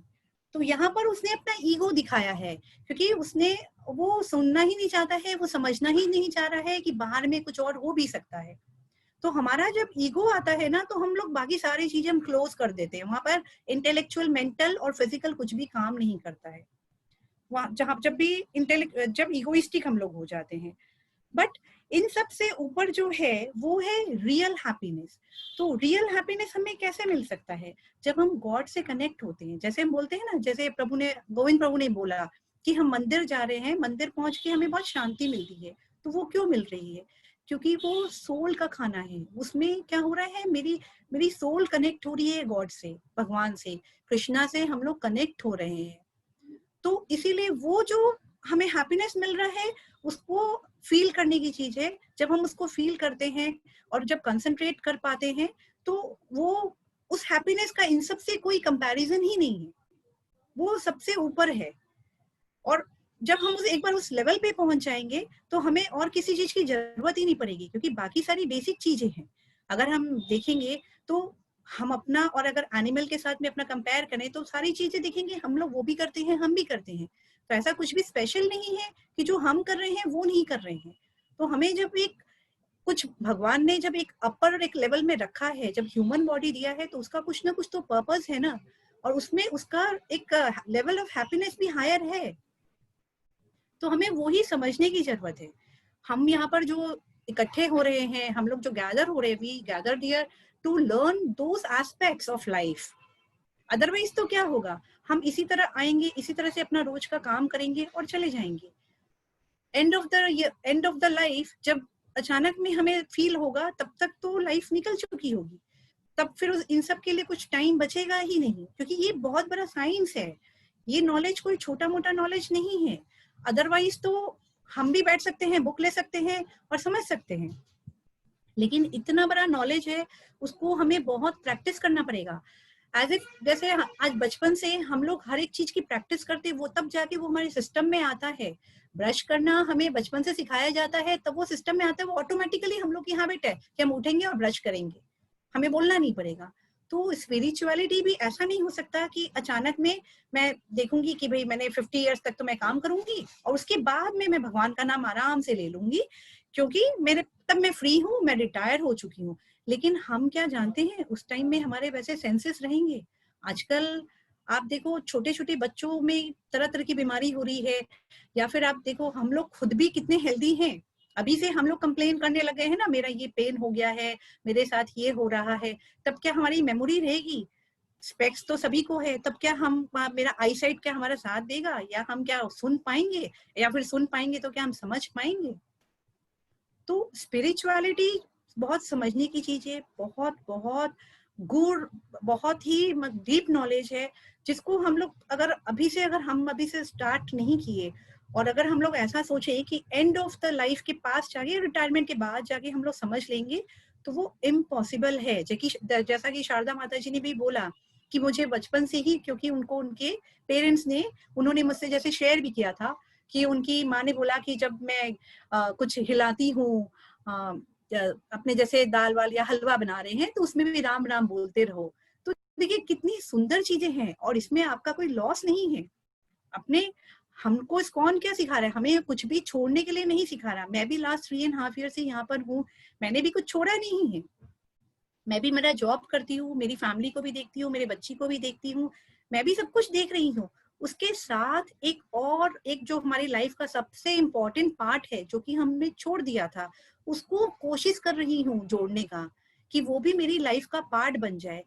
Down the line I expect कि 10 साल बाद शायद मेरे मुंह से फिर अपने आप ही सब कुछ हो जाएगा, मैं अपने आप से सब कुछ करने लग जाऊंगी। तो वो हम लोग सीख रहे हैं। We all are practising, we nobody here are expert. हम लोग सिर्फ प्रैक्टिस कर रहे हैं सो दैट कि हम भगवान से कनेक्ट हो सके, हम अपनी लाइफ को कनेक्ट कर सके, अपनी फैमिली को कनेक्ट कर सके, अपने बच्चों को कनेक्ट कर सके। तो वो कब पॉसिबल है? वो तब पॉसिबल है जब हम खुद कनेक्ट होंगे। आचार और विचार, जब तक हम खुद अगर कुछ नहीं सीखेंगे तो हम बच्चे को क्या सिखाएंगे? ये प्रिंसिपल हम लोग सबको पता है कि हम जो करेंगे वो बच्चे भी हमें देख के वैसा ही करेंगे। तो सबसे ज्यादा इम्पोर्टेंट है कि पहले हम सीखें। जब मैं जुड़ूंगी, मैं समझूंगी, तभी तो मैं उसको भी गाइड कर सकूंगी। और इसके साथ में एक और रॉन्ग प्रिंसिपल हमारा है, हम लोग जैसे पूजा करते हैं, कुछ भी करते हैं, तो हम लोग क्या करते हैं, हम लोग क्या बोलते हैं, तुम रहने दो, तुम्हारे पार्ट का मैं कर दूंगी। तो हमने कभी सोचा है कि मैं उसका पार्ट का पूजा मैं कर सकती हूँ? उसके पार्ट की चीजें मैं कैसे हैंडल कर सकती हूँ? वो एक अलग सोल है, मैं एक अलग सोल हूँ। तब तो फिर मैं उसकी पूरी लाइफ ही बदल सकती हूँ ना। अगर उसके पार्ट की सब चीजें मैं कर सकती हूँ, तो उसकी एडुकेशन फिर तो मैं एक स्टिक घुमाऊंगी, या फिर मैं उसके बिहाफ में मैं सब कुछ मैं कर दूंगी। फिर तो हर पेरेंट ही सब अपने बच्चे के बिहाफ में सब कुछ कर देगा, और बच्चा सभी का बहुत अच्छा कुछ कर लेगा। लेकिन हर सोल के साथ में उसके अपने कर्मास जुड़े हुए हैं, और उसको अपना पार्ट खुद करना है। एज अ पेरेंट हमारी ड्यूटी है कि हम उसे समझाएं, जिससे कि जब हम न रहें तो उसके पास में एक इटर्नल कुछ हो। फ्रेंड्स, हम लोग क्या किस पर एम्फोसाइज करते हैं? फ्रेंड्स बनाओ, सर्कल डेवलप करो। लेकिन ये सर्कल क्या हमेशा उसके साथ रहेगा? इसकी गारंटी हम लोग दे सकते हैं? हम लोग नहीं दे सकते हैं। तो हमारी कोशिश रहनी चाहिए कि सबसे पहले तो हम खुद इस सब्जेक्ट को डीपली समझे। ऐसे ही नहीं कि किसी ने बोल दिया कि हाँ भाई चलो गीता पढ़ लेते हैं या फिर ये कर लेते हैं वो कर लेते हैं। हम खुद इसको समझे डीपली और फिर अपने बच्चों को, अपनी फैमिली को समझाएं, जिससे कि हम जब न रहे तो उनके पास में ऐसा स्ट्रॉन्ग, उनके पास में कुछ हो जिससे कनेक्ट होके वो अपनी लाइफ को अच्छे से लीड कर सके। आजकल हम लोग देख रहे हैं बच्चों में बहुत डिप्रेशन है।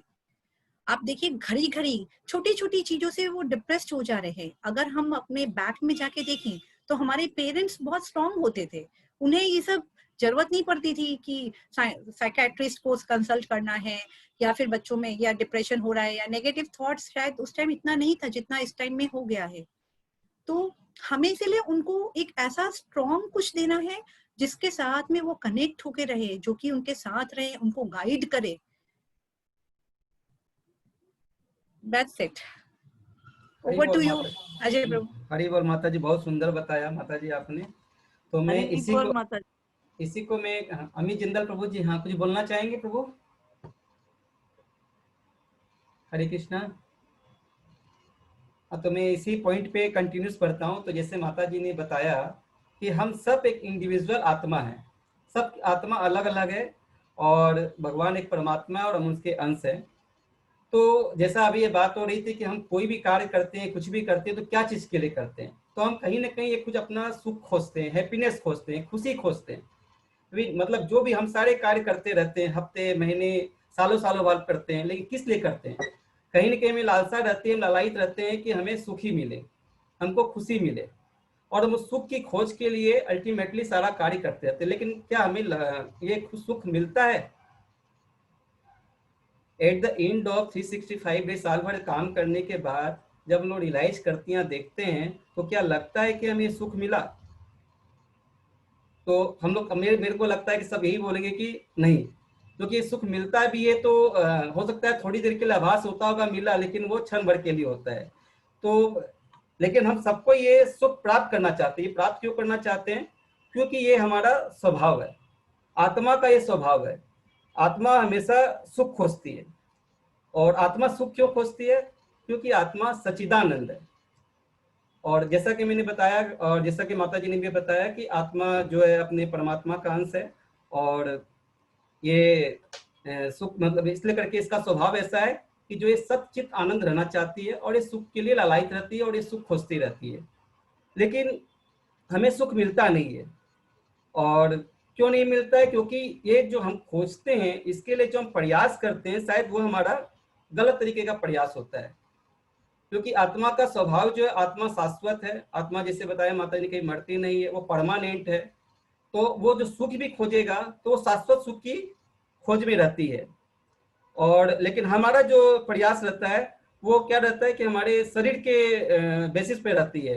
हम देह के सुख के प्राप्त करने के सोचते हैं, हम अपने इंद्रियों को सुख प्राप्त करने के सोचते हैं, और उसी कोशिश में हमें लगता भी, कभी कभी आभास भी होता है कि चलो थोड़ी देर के लिए कि हमें सुख मिल रहा है, लेकिन ऐसा होता नहीं है। और हम उससे अल्टीमेटली हमसे बहुत ज्यादा खुश नहीं हो पाते हैं। उसका कारण ये है कि हम जो बताया कि हमें जो चाहिए शाश्वत सुख चाहिए, परमानेंट सुख चाहिए, कि जो सुख हमारे पास हमेशा बना रहे, और जो कि पूरा मतलब जो है हमेशा हमारे साथ हमारा रहे, हमारे साथ, उनको वो खोए नहीं, हमारे से वो हराए नहीं, जाए नहीं। हम इस सुख की खोज की प्राप्ति में रहते हैं। और इस देह से जो सुख लेने की जो हम कोशिश करते हैं, वो किस तरह से करते हैं? तो वो जो अपने जो खोज रहे हैं, जो कर रहे हैं जिस भी तरीके से, वो तरीका हमारा जो मैंने जैसे बताया कि अपने शास्त्रों में भी ये बताया गया इस तरह की बातें, कि जो सुख प्राप्त करने का जो तरीका है, क्योंकि आत्मा का स्वभाव है सच्चित आनंद, तो हर व्यक्ति, हर जीव जो भी है वो आनंद के पीछे दौड़ रहा है, लेकिन वो उसे मिल नहीं रहा है, और अंत में उसके हाथ कुछ आता नहीं है, क्योंकि हमारा जो जरिया जो रहता है वो गलत रहता है।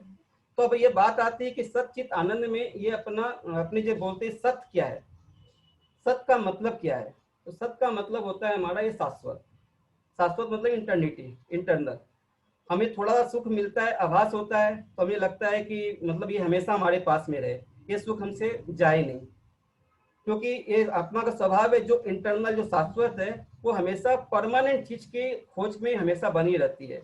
जैसे हम चाहते हैं कि हम हमेशा जवान रहें, जैसा हम चाहते हैं कि हम हमेशा सुंदर दिखें, हम चाहते हैं कि हमारी आंखें कभी कमजोर ना हो, हमेशा हम देखते रहें, हम चाहते हैं हमारे दांत हमेशा मजबूत रहें, हम हमेशा खाते रहें।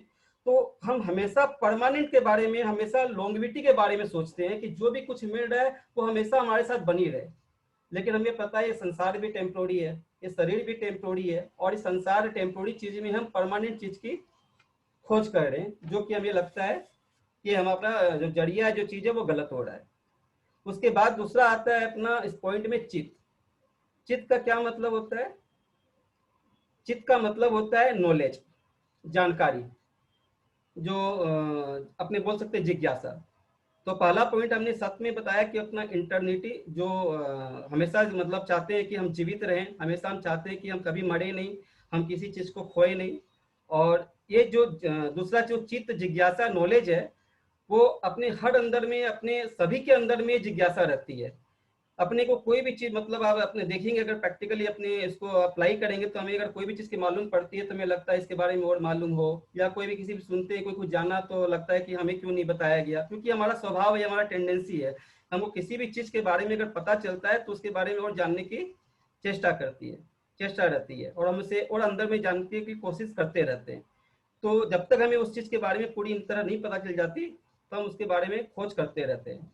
लेकिन हम असल चीज जो हमें खोजनी चाहिए हम उसकी यहाँ पे खोज नहीं कर रहे। हम जो ये संसार से जो भौतिक चीजों से जो रिलेटेड है उस भौतिक चीजों के बारे में ज्यादा जान रहे हैं, भौतिक चीजों के बारे में ज्यादा खोज रहे हैं, और उससे ज्यादा हम उसकी जानकारी ले रहे हैं। तीसरा फिर आता है आनंद, सच्चित आनंद। तो आनंद पता ही है हमें कि हम उसी के लिए सारा सब चीज कर रहे हैं, 365 दिन हम काम उसी के लिए कर रहे हैं, हर घड़ी हम काम उसी के लिए कर रहे, जा रहे हैं, कर रहे हैं। तो चूंकि आत्मा का स्वभाव है तो उसे आनंद चाहिए ही चाहिए। लेकिन हम ये जो खोज रहे थे कि सारा हम अपना जो तरीका जो था तो वो हमारा गलत तरीका था। तो उस तरीके से जो खोज रहे थे वो हमारा खोजने के लिए तो नहीं मिल रहा था। तो ये कहाँ मिलेगा? ये जो अपने सुख जो खोज रहे हैं या हैप्पीनेस खोज रहे हैं वो हमें कहाँ मिल सकता है? कौन है जिससे हमें ये दे सकते हैं? तो हमारे दिमाग में आती है पॉइंट, तो हमें लगता है कि सबको ये बोलते जो भी जानते चुके अपने जुड़े में, तो ये सभी चीज जो चाहिए वो हमें दे सकते हैं भगवान। और अगर हम भगवान से अपना संबंध बनाएंगे और भगवान से हम मिलेंगे, भगवान के साथ अपना अगर सारी जो अपनी ये जो खोज जिज्ञासा है कि भाई हम कौन है, भगवान के साथ हम अपना कैसे संबंध जोड़ सकते हैं, और जो अपने काम कर रहे हैं अगर वो भगवान से जोड़ेंगे, अपनी इंद्रिय जो सोच रहे हैं, जो खोज रहे हैं, वो अगर भगवान की सेवा में लगाएंगे अपने इंद्रिय को, तो हमें लगता है कि हमें वो आनंद प्रदान हो सकता है। उदाहरण के लिए बोल सकते हैं कि अपने जैसे बहुत जन होते हैं मंदिर में जाते हैं, अपने मंदिर क्यों जाते हैं? तो लगता है कि नहीं मंदिर जाएंगे चलो कुछ बात नहीं है, कुछ भी है वो तो चलो शांति मिलेगी। कोई मतलब कोई तो चलिए ठीक अपनी क्लास में है या अपने इससे जुड़े हुए हैं तो उनको पता है कि भाई चलो मंदिर जाना चाहिए, मंदिर में भगवान के दर्शन करने चाहिए, दर्शन करने से बहुत अच्छा लगेगा, शांति मिलेगी, या किसी को कीर्तन में बहुत मजा आएगा, या किसी को भजन में बहुत मजा आएगा, या किसी को कुछ नहीं भी मालूम रहता है, भगवान में इंटरेस्ट नहीं, तो भी इनको ये लगता है कि चलो भगवान के सामने जाके बैठेंगे, कुछ भी रहेगा तो हमें बहुत अच्छा फील होगा, हमें अच्छी मिलेगी। तो ऐसा क्यों होता है? हम भगवान के मंदिर बार बार दौड़ के क्यों जाते हैं? क्योंकि हमें भगवान जो सुख का, जो खुशी का जो सोर्स है वो बैठा हुआ है, और उनके जब हम मिलते हैं, उनके साथ जब अपने कुछ भी शेयर करते हैं, जब अपना उनसे रिलेशन बनाने की चेष्टा करते हैं, तो 100% तक तो ये आत्मा जो जिसका स्वभाव है, जो उन्हीं का अंश है, क्योंकि भगवान पूर्ण है और अपने उनके अंश है, तो जब हम उनसे जुड़ेंगे, उनसे संबंध जोड़ेंगे तो हमें वो सुख मिलेगा ही मिलेगा, वो हमें प्रदान करेंगे ही करेंगे। लेकिन जैसे बोलते हैं ना कि अपने ये संसार में जो भौतिक सुख जो मिलता है, ये आचार्य बोलते हैं कि ये बालू के कण के समान है, ये एक रेत के कण के समान है, और ऐसा मतलब जो है, और आत्मा को चाहिए भरपूर सुख, अनंत सुख, परमानेंट सुख, जो अपने भगवान से जब तक नहीं जुड़ेंगे, भगवान से जब तक अपनी सेवा नहीं करेंगे, भगवान से जब तक संबंध नहीं बनाएंगे, तब तक ये इसकी अनुभूति हमें नहीं होगी। आज हम लोग अगर देखते हैं अपने इतिहासों में भी अगर दौड़ाते हैं अपने, या अपने बहुत बार कथा भी सुनते हैं, तो बहुत से राजा महाराजा लोग जो ऐसे थे, वो लोग क्या करते थे, सारा चीज उनके पास, पूरा राजपाट वैभव सब कुछ था, लेकिन फिर भी वो देखते सुनते हैं कि वो छोड़ करके जंगल में चले गए, वन में चले गए, तपस्या करने के लिए चले गए। क्यों चले गए वो? तो उनका कारण ये है कि उन्हें भी ये पता है कि ये राजपाट जितना ये जो दिख रहा है भौतिक, उसमें उनको आनंद प्रदान नहीं मिलेगा, ये टेम्पोररी एक बार लगता है सुख, लेकिन दोबारा फिर जैसे ही अपने मतलब कुछ भी ऐसा होगा तो फिर अपनी मतलब एंडलेस है, फिर दूसरी चीजों के खोज में चलता जाएगा। जैसे एग्जांपल दे सकते हैं, अपना बच्चा है 10 क्लास पास किया, फिर लगता है कि चलो ठीक है पास कर गया, चलो उससे भी अच्छे मार्क्स में ऊंचे क्लास में जाए, उसमें पास कर ले, फिर वहां पे खुशी मिलेगी, फिर लगता है कि उसे अच्छी नौकरी मिल जाए तो फिर खुशी मिलेगी। तो मतलब अपना destination day by day, step by step change होता जाएगा। मतलब अपनी एक खुशी जो एक जगह टिकी नहीं रह सकती है। जैसे माता जी ने अगर मूवी भी जाते हैं, अपने मूवी गए एक बार देख लेंगे बहुत अच्छा लगा, अगर दोबारा जाएंगे तो शायद उतना मजा नहीं आएगा, दोबारा जाएंगे तो एकदम ही बोर्ड नहीं मिला तो देखा हुआ नहीं। तो ये अगर सुखी अगर हमेशा के लिए रहती, खुशी रहता, तो फिर बार बार उस चीज में मिलना चाहिए था, बट वो नहीं मिलता। एक बार मिल गई, खत्म कहानी, फिर अपनी दूसरी चीज खोजती है, फिर तीसरा चीज खोजता है। तो ये सुख जो है अपने जो बोलते हैं, ये अपने को जो है ये तभी मिलेगा जब तक अपने अपने भगवान से अपना संबंध नहीं बनाएंगे, क्योंकि अपने भगवान के अंश हैं। और आज अपने देखते हैं भी, ये चलिए मंदिर भी बनवाते हैं, मंदिर भी करते हैं। और ये हमारे प्रभुपाद जी एक लेक्चर में बोल भी रहे थे कि अपने को सिर्फ मंदिर बनवाने से मतलब नहीं है, मंदिर की कमी नहीं है, मंदिर बहुत, अपने को अपनी जो जगह है, अपनी जो कमी है वो शिक्षा की कमी है। आज जैसे हम लोग जो अभी दे रहे हैं समझे, आज हम लोग जैसे अपने ऑनलाइन जुड़ रहे हैं, तो आपने ये शिक्षा भी जरूरत है कि अपने किस तरह ये भगवान की वाणी को अपने हर घर तक पहुंचाएं। इसलिए आज हम लोग भक्ति ब्रिज क्लास चलाते हैं, हमारे बांगुर में क्लास होती है, सॉल्ट लेक में क्लास होती है, हर जगह क्लास होती है। और हम लोग सब भक्तों से कनेक्ट होकर के ये शिक्षा देने की जो भगवान, जो हमारे प्रभुपाद जी का मिशन है, हर घर तक पहुंचाने की कोशिश करते हैं। तो प्रभुपाद जी बोलते भी मंदिर बने ना बने, चलो जितने मंदिर है वो काफी होते हैं, लेकिन शिक्षा की व्यवस्था जरूर होनी चाहिए। हर मंदिरों में कम से कम ये भगवान की जो गीता के जो वाणी बोली हुई है, या किस तरह हम अपने भगवान से संबंध जोड़ सकते हैं, किस तरह अपने उनके साथ अपना रिलेशन डेवलप कर सकते हैं, इस चीज के बारे में चर्चा जरूर होनी चाहिए और ये जाना चाहिए। तो ये अभी तक था सुख की बात। अब सुख का अगर अपने विपरीत आते हैं तो वो क्या है? तो सुख का विपरीत अपने बोलते हैं भाई दुख, तकलीफ, ये सब कष्ट जो है क्यों आता है। तो ये कष्ट, दुख, तकलीफ क्यों आती है? तो उसके लिए अपनी गीता में, गीता के 2 अध्याय में 2 श्लोक के बारे में बहुत अच्छा बताया हुआ है। 60 to 63 नंबर श्लोक मैं देखता हूँ, बस शेयर हो जाता है, एक बार शेयर करता हूँ उसको।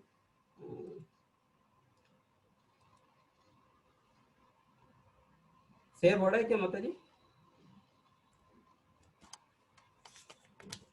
स्क्रीन देख पा रहे हैं आप लोग? हाँ प्रभु, हाँ, देख रही है। हाँ, इसमें एक 62 नंबर 16 नंबर श्लोक है। ध्यायतो विषयान पुंस संगस्ते पुष्प जायते संगात संजायते काम कामत क्रोधो बीजायते। इसका तात्पर्य में लिखा है, इंद्र विषयों का चिंतन करते हुए मनुष्य की उनमें आसक्ति उत्पन्न हो जाती है, और ऐसी आसक्ति से काम उत्पन्न होता है, और फिर काम से क्रोध प्रकट होता है। तो बोलने का मतलब, और एक श्लोक है इसके बाद, श्लोक है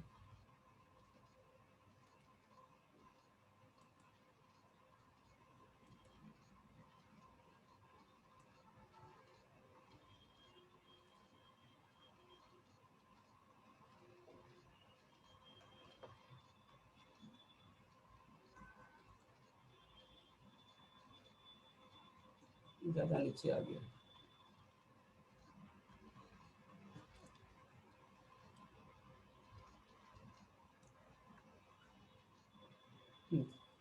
क्रोधाब्दवती सम्मोह सम्मोहत स्मृति विभ्रम स्मृति भंसाधु दिनाशो बुद्धि नाशात प्रणश्यति। क्रोध से पूर्ण मोह उत्पन्न होता है, और मोह से स्मरण शक्ति का विभ्रम हो जाता है। जब स्मरण शक्ति भ्रमित हो जाती है तो बुद्धि नष्ट हो जाती है, और बुद्धि नष्ट होने पर मनुष्य भवकूप में पुनः गिर जाता है। तो ये दोनों श्लोक में भगवान ने हमें 8 चीज बताई है जिसके कारण हमारा कष्ट होता है, कष्टों का कारण है, और उसी के कारण हमारा ये पतन होता है।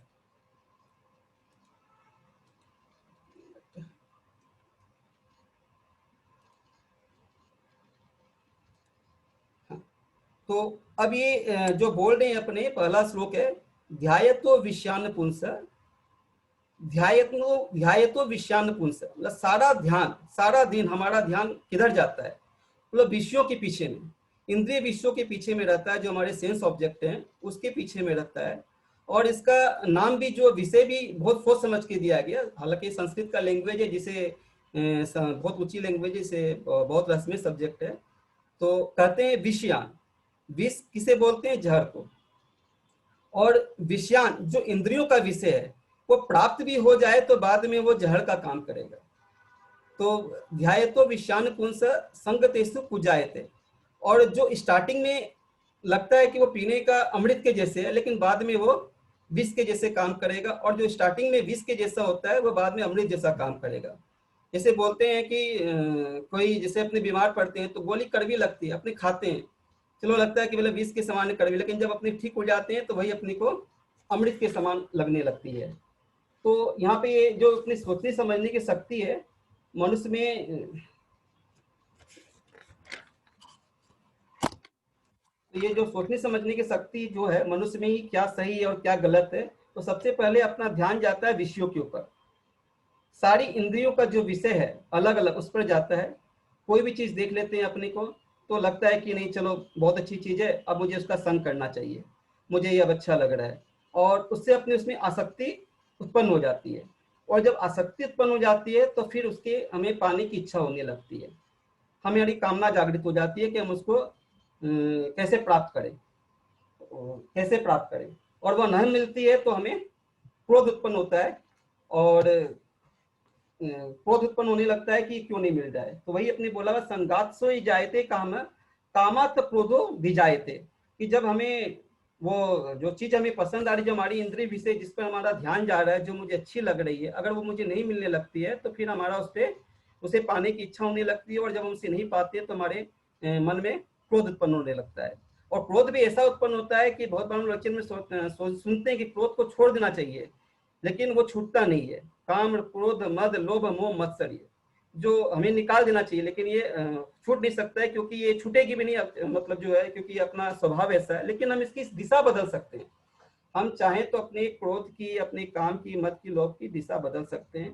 तो वो कैसे बदल सकते हैं अपने, तो बोलते हैं जब क्रोध अपने लिए हो तो वो दूसरों के लिए भी लाभ पहुंचाती है और अपने लिए भी फायदा पहुंचाती है, लेकिन जब क्रोध दूसरों के लिए होता है तो वो दूसरों को भी हानि पहुंचाएगी और अपने को भी हानि पहुंचाएगी। तो जैसे उसमें एक एग्जाम्पल आता है अपना कि एक सुनते हैं कि कोई दो फौजी रहते हैं, दो फौजी झगड़ा कर रहे होते हैं, और एक फौजी एक दूसरे फौजी के ऊपर चढ़ जाता है, और चढ़ करके जैसे उसे वो छुरी निकाल के मारने लगता है तो उसी समय दूसरा फौजी जो लेटा हुआ रहता है वो जो फौजी मार रहा है छुरी पे उसको थूक देता है। तो थूकने के कारण जो फौजी उसको मार रहा होता है वो उसे छोड़ देता है और खड़ा होकर फिर बोलता है कि चलो ठीक अब लड़ाई करो। तो जो फौजी लेटा हुआ था वो बोलता है कि भाई तुम्हें तो बहुत अच्छा मौका मिला था कि हमें मार सकते थे, लेकिन क्यों नहीं मारे हमें, तुम क्यों छोड़ दिए। तो ये जो फौजी है ये बोलता कि नहीं, मैं जिस समय तुमने थूका उसमें मुझे गुस्सा आ गया, और उस गुस्से के कारण अगर मैं तुम्हें मारता तो मुझे ऐसा लगता है कि फिर उसका फल मुझे भोगना पड़ता, क्योंकि मैं तुम्हें उस गुस्से के चलते मारा। लेकिन अगर फौजी कोई गद्दारी करता है, कोई अपने उस गद्दारी के कारण फौजी आपस में लड़ाई करते हैं, फौजी को देश की भलाई के लिए मारते हैं, तो उसमें कोई इफेक्ट नहीं आता है। आप समझे मैं डिफरेंस कर पा रहे मैं क्या बोलना चाह रहा हूँ, कि मतलब ये जो फौजी जो अपने जो कर्तव्य को निभा रहा है, अपने देश की सेवा के लिए जो लड़ रहा है, तो वहां उसका कर्तव्य, वहां पे उसका कोई इफेक्ट नहीं आ रहा, उसके कर्मों पे कोई फल नहीं पड़ रहा। लेकिन वही अगर अपने स्वार्थ की, अपनी इच्छा के लिए, अपने क्रोध को दिखाने के लिए, अपने क्रोध को, जो क्रोध आ गया थूक दिया, उसके ऊपर क्रोध आ गया, उस क्रोध के कारण जो उससे लड़ाई कर रहा है, उसे मार रहा है, तो उसे उसका फल भोगना पड़ सकता है। लेकिन यही गुस्सा अगर अपने लिए करते हैं, जैसे कि अपने बोलते हैं कि भाई हम सुबह जल्दी क्यों नहीं उठ पा रहे हैं, हम आला क्यों नहीं जप कर पा रहे हैं, हम अच्छे से पढ़ाई क्यों नहीं कर पा रहे, तो ये गुस्सा अपने लिए अगर गुस्सा करें तो हमारे लिए बहुत अच्छा होता है। अपने देखते हैं कि रामायण में भी हनुमान जी गए थे तो लंका जला देते हैं, तो जब उन्हें गुस्सा आता है तो वो पूरी लंका जला दे। लेकिन गुस्सा किस लिए आता है, क्रोध किस लिए आता है, वो भय दिखाते हैं वहां पे। तो देखिएगा वहां पे जहाँ सीता जिस वाटिका में थी वो नहीं जलाते, या विभीषण का घर नहीं जलाते। तो कहने का मतलब यहाँ पे आता है कि क्रोध में भी हनुमान जी को होश रहता है। तो कभी कभी अपने क्रोध अच्छा है, अपने संस्कृत में इस क्रोध के वर्ड को शोभ भी बोलते हैं। जैसे कभी कभी क्या होता है कि माँ अपने बच्चों को डांटती है, तो बच्चों को क्यों डांटती है कि भाई बच्चा पढ़ाई नहीं कर रहा, तो बच्चे के भलाई के लिए अगर क्रोध करते हैं तो वो क्रोध सही है, उसका उस पर फल नहीं मिलता, कि बच्चे के अच्छे के लिए बोल रही है। किसी प्रभु जी को डायबिटीज रहती है और वो मिठाई खा लेते हैं, माता जी तुरंत जाके बोल देती है उनको कि भाई इतनी मिठाई क्यों खा रहे, डांटने लगती है, सबके सामने बोलने लगती है। तो ये क्रोध वो क्रोध नहीं है, ये क्रोध उनके अच्छे के लिए क्रोध बोला जा रहा है। तो ये शोभ हो गया, एक्चुअली क्रोध नहीं हुआ, तो वो अपने किस तरह से अपने उस क्रोध को अपने कंट्रोल कर सकते हैं, उस जगह पे अपने ये बता सकते हैं। उसी तरह हालांकि क्रोध आना स्वाभाविक है, भगवान ने तो हमें विवेक दिया है, बुद्धि दी है कि किस तरह से हम अपने क्रोध को कहाँ व्यक्त करना चाहिए, कैसे उसका दुरुपयोग नहीं कर सकें, किस तरह से उसे बचना चाहिए, इसके बारे में कहाँ सही इस्तेमाल करना चाहिए। क्योंकि हम मनुष्य जीवन है तो हमें इसका बेनिफिट जरूर लेना चाहिए और हमें ये पता रहना चाहिए कि हम इसे किस तरह कहाँ कैसे कंट्रोल कर सकते हैं।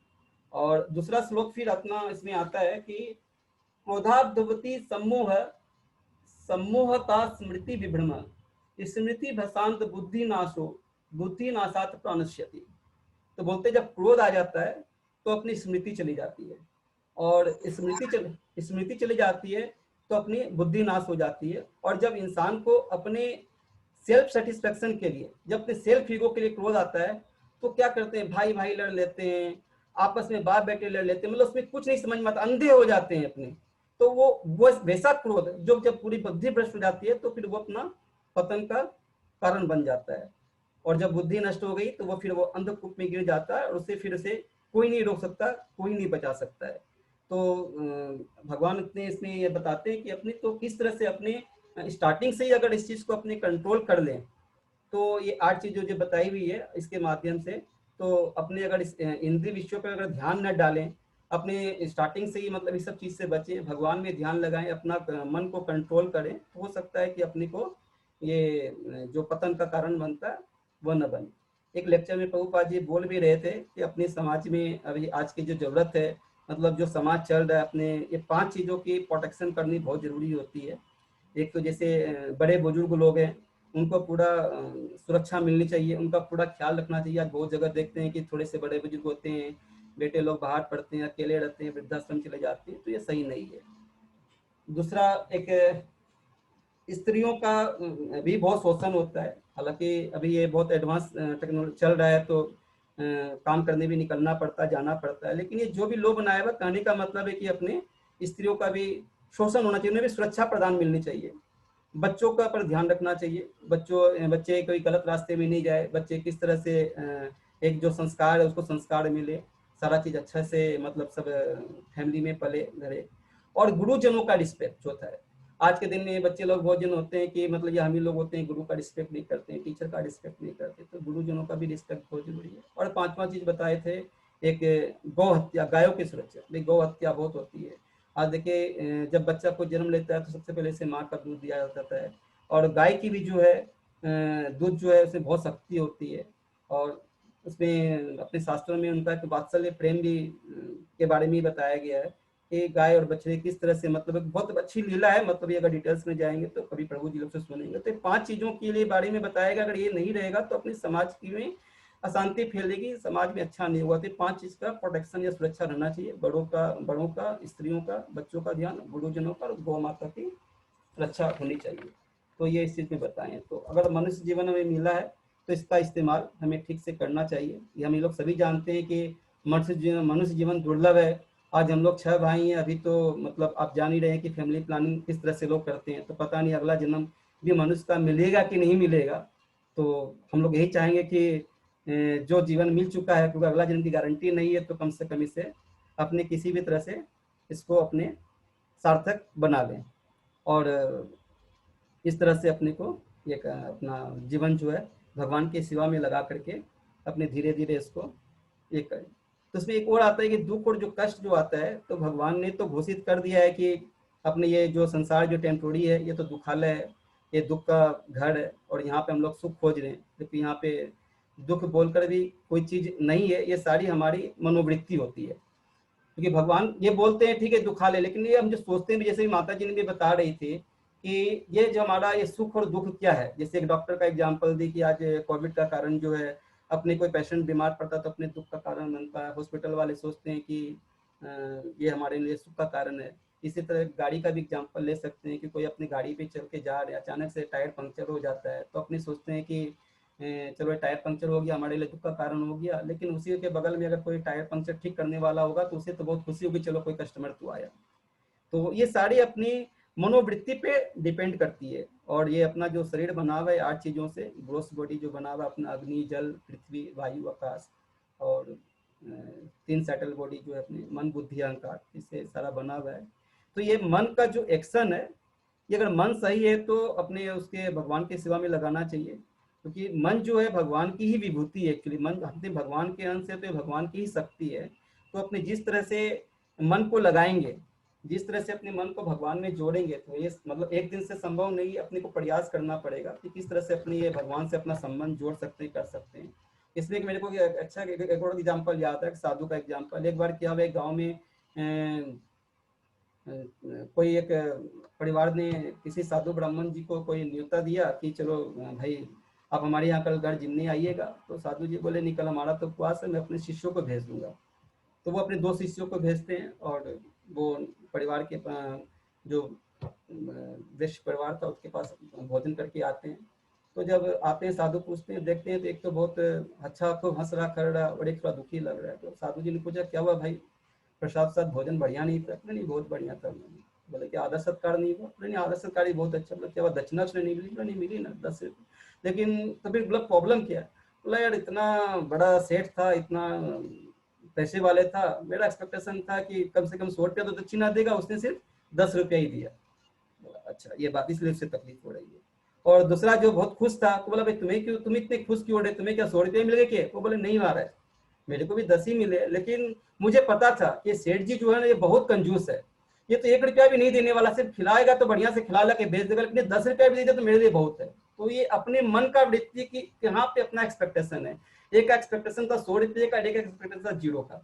तो अपना एक्सपेक्टेशन के ऊपर जो अपना ये मन को अपने दुख और अपने कष्ट को झेल रहे हैं। तो अगर अपने मन को अपने अगर प्यूरिफाई बनाते हैं, अपने भगवान के उसमें सेवा में लगाते हैं, तो लगता है कि मुझे अपने उस चीज को समझ पाएंगे। इसलिए हम लोग बोलते भी एक अपने क्लास वगैरह में अपने ABCD को अपने डिफाइन करते हैं कि हमारा सबसे पहला चीज आता है एसोसिएशन। ये संभव कैसे हो सकता है कि अपने मन को कैसे कंट्रोल कर सकते हैं, अपने भगवान की सेवा में अपने डे बाय डे अपनी भक्ति को कैसे अपने आगे बढ़ा सकते हैं, कैसे इंक्रीज कर सकते हैं। तो उसका सबसे पहला साधन आता है एयरपोर्ट एसोसिएशन। जैसे आज हम लोग क्लास कर रहे हैं, हम लोग हर जगह भक्ति ब्रिज क्लास करते हैं, तो इससे आपको कनेक्ट रहना है, हमेशा हमसे जुड़े रहना है।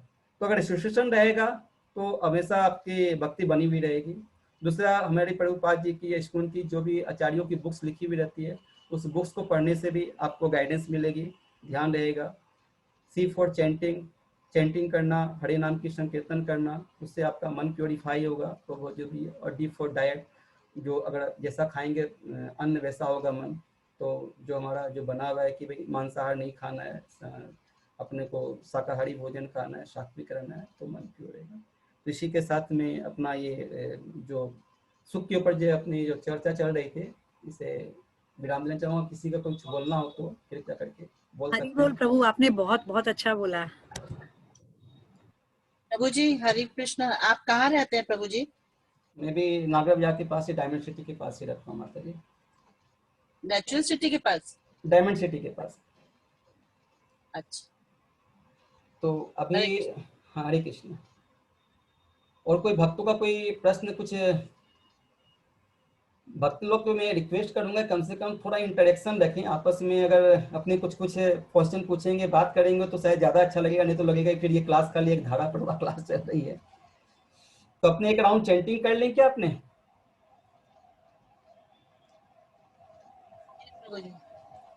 तो अपने एक राउंड चैंटिंग कर लेते हैं, फिर अपनी क्लास को यहाँ विराम दे देंगे। और फिर नेक्स्ट क्लास जैसे अपनी चलती है शनिवार से, फिर वो चलेगी। और अमरीश प्रभु जी जो ले रहे हैं क्लास, वो लेंगे उस तरह से। सर एक क्वेश्चन है मेरा, क्या मैं पूछ सकती हूँ? हाँ माता जी पूछिए, मैं कोशिश करूंगा। और ये बोलूंगा कि हमारी जो अभी मैं जितना वार्तालाप भी जो भी बोला भी, अगर उसमें कोई त्रुटि रह गई तो मैं क्षमा चाहूंगा। नहीं सर, बहुत ही अच्छा, बहुत ही सुंदर आपने एक्सप्लेन किया। हाँ, एक क्वेश्चन है मेरा, ये जो मैं पर्सनल फील करती हूँ कि हम आसन पे बैठते हैं, पाठ करते हैं, हमारे नियम के जो पाठ हैं, जो माला जप है या जो भी हम कीर्तन करते हैं, कभी कभी प्रभु जी ऐसा होता है कि आपको बहुत मन लगता है, आपको आसन छोड़ने की इच्छा ही नहीं होती है और आंखों से आंसू भी गिरते हैं। और कभी कभी ऐसे लगता है बस हम बैठकर फोरम पूरा कर रहे हैं और उठ गए, आज बिल्कुल मन नहीं लगा। तो ये क्यों होता है ऐसा कि किसी दिन इतना कनेक्शन ऐसे लगता है कि बस हम बिल्कुल यहीं बैठे रहें उसके सामने, और कभी लगता है कि हम बस खाना पूर्ति कर रहे हैं बैठ के। जिस दिन ऐसा लगता है माता जी, उस दिन हो सकता है हमारा ध्यान, हमारा मन कहीं और किसी चीजों में खोया हुआ है। तो ये कारण हो सकता है कि देखिए अपने भगवान के अंश हैं, तो ये बहुत अच्छी बात बताइए आपने। तो लोग भगवान के ये मतलब प्रैक्टिस जैसे करते हैं, अपने माला करते हैं, जप करते हैं, तो भगवान में लगता है। लेकिन बहुत सारे भक्त हैं, आज हम ही अपने बारे में बोलेंगे या बहुत सारे ऐसे भक्त हैं जो हम लोग चैंटिंग करते, लेकिन हो सकता है पूरा ध्यान नहीं जाता है। हमारे भी केंद्रित जिस तरह से भगवान की जो हमने जो करनी चाहिए, हमें उनकी सेवा करनी चाहिए, उनका ध्यान करना चाहिए, हमें वो मतलब नहीं हो पाता हमारे से। हमारे में ये वीकनेस है, क्योंकि हम अपने भौतिक जीवन में इतने ग्रसित हो रखे हैं ना, हमारा मन इतना दूषित है, हम इतने प्योरीफाई नहीं है। ये डे बाय डे प्रयास ही होगी। तो जिस दिन आपको ऐसा लगता है, उस दिन हो सकता है कि आपका मन किसी न किसी कारण से, हो सकता है कि आपको कोई टेंशन हो रखी हो या कोई ऐसा चल रहा हो मन में, तो उसके कारण हो सकता है उस दिन मन में नहीं लग रहा हो, ध्यान नहीं लग रहा हो। तो जस्ट सरेंडर टू भगवान के, जो भी अगर ऐसे कुछ बात चल भी रही है तो आप उसको कहीं नोट डाउन कर लीजिए और भगवान के ऊपर छोड़िए, तो वो सब ठीक करेंगे। बाकी हो सकता है मैं नहीं दे पाया हूँ, तो फिर ये अपने नेक्स्ट में जो अपने प्रभु जी आएंगे या कोई अपने चार्ज से अजय प्रभु जी, हाँ अजय प्रभु जी, मैं इसमें एक पॉइंट और ऐड कर सकती हूँ क्या? हाँ माता जी बोलिए। ये मैंने पर्सनली फील किया है माता जी, जो प्रॉब्लम आप फेस करते हो ना, वो हम लोग सभी फेस करते हैं। बट एक प्रभु जी का मैं लेक्चर सुन रही थी, उन्होंने बहुत अच्छा उसका उसमें उपाय बताया है कि हम लोग देखिए, हम लोग जब फैमिली में हैं, हम लोग तो गृहस्थ आश्रम में हैं, हम लोग तो संन्यास नहीं ले रखे कि हमारी प्रॉब्लम्स नहीं होंगी। तो प्रॉब्लम्स तो होंगी, लेकिन जब हम लोग पूजा करने बैठे हैं तो उस टाइम क्या हो रहा है कि हमारा क्या ऑब्जेक्ट है पूजा करने का, कि हमें भगवान से कनेक्ट होना है। तो जो प्रॉब्लम है, जैसे हम लोग कंप्यूटर में करते हैं ना, फाइल क्लोज फिर फाइल ओपन, तो हमें कोशिश करनी पड़ेगी, जो उन प्रॉब्लम्स को बोलना पड़ेगा कि ठीक है प्रॉब्लम्स है, लेकिन मैं 10 मिनट भगवान का नाम ले लेती हूँ, एक बार मैं भगवान से कनेक्ट होती हूँ, फिर वापस उनसे डील करूंगी। देखिए डिफिकल्ट है, मैं सिर्फ लेक्चर या एडवाइस देने से कुछ, मैं भी प्रैक्टिस कर रही हूँ, मैं भी कोशिश कर रही हूँ, क्योंकि मैंने अभी रिसेंटली सुना तो मुझे बहुत अच्छा लगा और मुझे बहुत अप्रोप्रिएट लगा कि हम लोग, और या फिर आप इसको एक एग्जाम्पल से भी ले सकते हैं कि आज मान लीजिए अगर आप अपने बच्चे के स्कूल में जा रहे हैं, तब भी हमारे साथ हमारी सारी चीजें हैं, लेकिन जब आप प्रिंसिपल के सामने बैठे हैं तो कंसंट्रेट करते हैं ना, उस टाइम क्या हो रहा है, वो आपके बैक में चली जा रही है। आपकी जो भी इश्यूज है, जो प्रॉब्लम्स है, वो आपके माइंड में तो है ही, बट वो आपने उसको खुद, और उसके कंट्रोलर अपने खुद हैं, अपने उसको बैक में डाल देते हैं। और उस टाइम जब क्योंकि principle is very important for us, तो हम लोग क्या करते हैं, पूरा कंसंट्रेट होकर उसको सुनते हैं, अपनी बात भी बोल पाते हैं, और हमारे जितने भी इश्यूज है वो मेरे माइंड में कहीं पीछे में है। तो उसी तरह से हमें भगवान को वो इम्पोर्टेंस देने की जरूरत है कि जब हम कनेक्ट हो रहे हैं, बाकी कुछ चीजें हमें बॉदर नहीं करें, उनको हमें एक बार के लिए छोड़ना पड़ेगा कि ठीक है मैं डील करूंगी, बट लेटर ऑन एक बार मैं मेरा प्रेयर्स को, मैं जो भी मैं कर रही हूँ, जो प्रैक्टिस कर रही हूँ, पहले उसको कंप्लीट कर लूं, फिर वापस मैं उस पर आऊंगी। तो मतलब थैंक यू सो मच, बहुत अच्छा एक्सप्लेन किया आपने। और एक चीज यहाँ और ऐड कर सकती हूँ क्या मैं? क्या मेरे पास समय है 2 मिनट का? हाँ, तो मैं कैलकाटा से हूँ और मैं अभी इंदौर रह रही हूँ। तो मेरी मम्मा जो है वो कोलकाता में रहती है। तो मैं जब उनसे कभी कभी पूछती हूँ ये क्वेश्चन, तो वो मुझे ऐसे एक्सप्लेन करती है कि देखो बस में हम जाते हैं तो ड्राइवर सजग रहता है, वो कार चला रहा है या वो बस चला रहा है। आप अगर बैठे बस सो रहे हो, या आप खिड़की से बाहर देख रहे हो, या आप कोई किताब पढ़ रहे हो, या आपका मन कहीं और है, तो भी वो ड्राइवर आपको डेस्टिनेशन तक जरूर पहुंचा देगा। तो बस आपका काम है कि उस आसन पे बैठना, और फिर बाकी काम वो करेगा। तो वो मुझे ये चीज एक्सप्लेन करने के लिए बताती हैं, पर मुझे फिर भी बहुत बार कभी कभी ये डाउट होता है कि क्या चीजें ऐसे वर्क करती हैं। मुझे लगता है माता जी कि आपकी मदर आपको पहले वो प्रैक्टिस में डाल रही है। जैसे होता है ना कि अपने बच्चे हैं, बच्चे पढ़ना नहीं चाहते, बट हम क्या कोशिश में हैं कि बस वो बैठे, वो सुने और वो पढ़े। बच्चों का मन नहीं है बिल्कुल भी, लेकिन हमें पता है कि हम उसका सिस्टम में ये डाल देंगे। लेकिन हम अगर पुश नहीं करेंगे तो वो तो फिर बिल्कुल भी पढ़ना ही नहीं चाहेंगे। तो उसी तरह आपकी मदर का भी जो गाइडेंस है वो भी करेक्ट है कि आप, क्योंकि हम तो उस लेवल पे हैं ही नहीं ना, हम उस स्पिरिचुअलिटी के लेवल पे कहीं पर कोई है ही नहीं। कभी कभी भगवान हमारा टेस्ट भी लेते हैं माता जी, इस चीज के लिए भी। जिससे लगता है कि मन जो माया जो है कि आप कितनी अपनी भक्ति में प्रोग्रेस कर रहे हैं, तो कभी कभी ऐसा लगेगा, आपका फील नहीं करेगा कि आप हट जाए, चले जाए। जैसे बताया ना कि हमारे भी जैसे बहुत सारे भक्त लोग रहते हैं, जुड़ते हैं, करते हैं, लेकिन फिर 6 महीने के बाद फिर अचानक से कोई उनको मिल गया, कुछ ऐसी बातें हो गई, फिर छूट जाती, तो भक्ति पूरी की पूरी छूट जाती है। तो अपना मेन प्रिंसिपल ये रहता है कि मन लगे न लगे, लेकिन आपको छोड़ना नहीं है। आप जैसे बताया कि जैसे आपने आसन पे बैठ कर आपका मन नहीं लगा और आप ये सोच के मेरा मन नहीं लग रहा, मैं छोड़ दूं, तो फिर छूटती जाएगी, फिर हैबिट में आ जाएगी फिर इस तरह से। तो आपका मन लगे न लगे, लेकिन but we have to continue. जो आपकी माता जी ने बताया कि डेस्टिनेशन तक भगवान लेके जाएंगे, बट डेफिनेटली अगर अपने प्रयास करना है तो अपने को अपना डेस्टिनेशन मिलना ही मिलना है, इसमें कहीं कोई डाउट नहीं। तुम अभी भी कुछ बोलना चाह रही थी? हाँ माता जी, जैसे प्रभु जी के लेक्चर में सुन रहे थे कि भगवान वही बोले ना कि आसन पे मन नहीं लग रहा है, तो बोला कि कैसे भी बैठे रहो, तो बोल रहे थे सैलरी तो मिलेगा ही, चाहे कमती बेसी, जो अच्छा से करे उसको अच्छी सैलरी मिलेगी, जो कम करेगा उसको उस हिसाब से सैलरी। बहुत बढ़िया बताया आपने। और माता जी जो भी हम लोग यहाँ पर शेयर कर रहे हैं सब हम लोग एक्सपीरियंस करके शेयर कर रहे हैं, ऐसा नहीं है कि बस उठाया और दे दिया।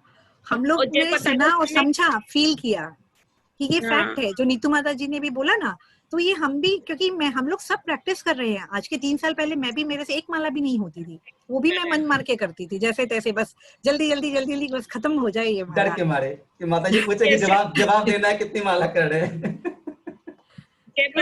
स्वामी महाराज को बोलते हैं कि जैसे कि मन में माला करते उसमें कोई विचार आए तो एक कॉपी पेन लेके बैठो, उस पे अपने विचार लिखो, कॉपी को दूर कर दो। जब 16 माला कंप्लीट हो जाए फिर उसको देखो कि क्या मतलब इस ढंग से बोले कि उसमें जो विचार आए माला करते समय, तो एक कॉपी पेन लेके बैठो, उसमें लिख दो अपना विचार, फिर उसको दूर कर दो। हाँ, बहुत डिस्टर्बेंस अगर आ रहा है, मन में आ रहे हैं बहुत सारे क्वेश्चन, मन नहीं लग रहा, तो आप उसे नोट डाउन कर लीजिए कि ठीक है मैं आपका ये जो मेरे मन में जो विचार आ रहे हैं मैं उस पर पुनः विचार करूंगा, पहले मैं अपनी माला कंप्लीट कर लेता हूँ, उसके बाद फिर आपकी इस विचारों को मैं ध्यान दूंगा, करूंगा। तो ये महाराज जी का लेक्चर में ये आया हुआ बोला हुआ है।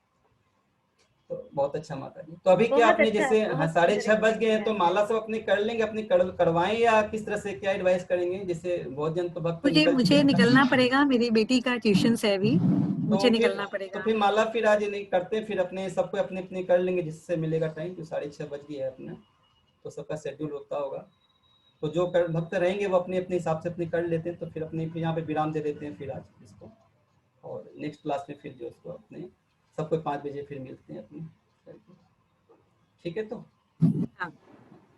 हरे कृष्ण। हरे कृष्णा प्रभु, बहुत आनंद आया, बहुत अच्छा लगा। हरे कृष्णा गुरु, हरे कृष्णा। हरे कृष्णा, बहुत आनंद आया, थैंक यू सो मच। हरे कृष्णा प्रभु जी। सभी से रिक्वेस्ट है कि और भी कोई नए भक्त जुड़ना चाहें तो अपने उनको सबको बोलना, और अपने जो फीडबैक वगैरह जो आता है सब उसमें कृपया जरूर अपने फीडबैक में लिखिए, रिस्पॉन्स कीजिए। तो उससे क्या है कि भक्त लोग को, मतलब हमारे जो प्रभु जी लोग वो देखते हैं तो उनको थोड़ा समझ में आएगा हमारे भक्त कितने एक्टिव। हरे कृष्णा।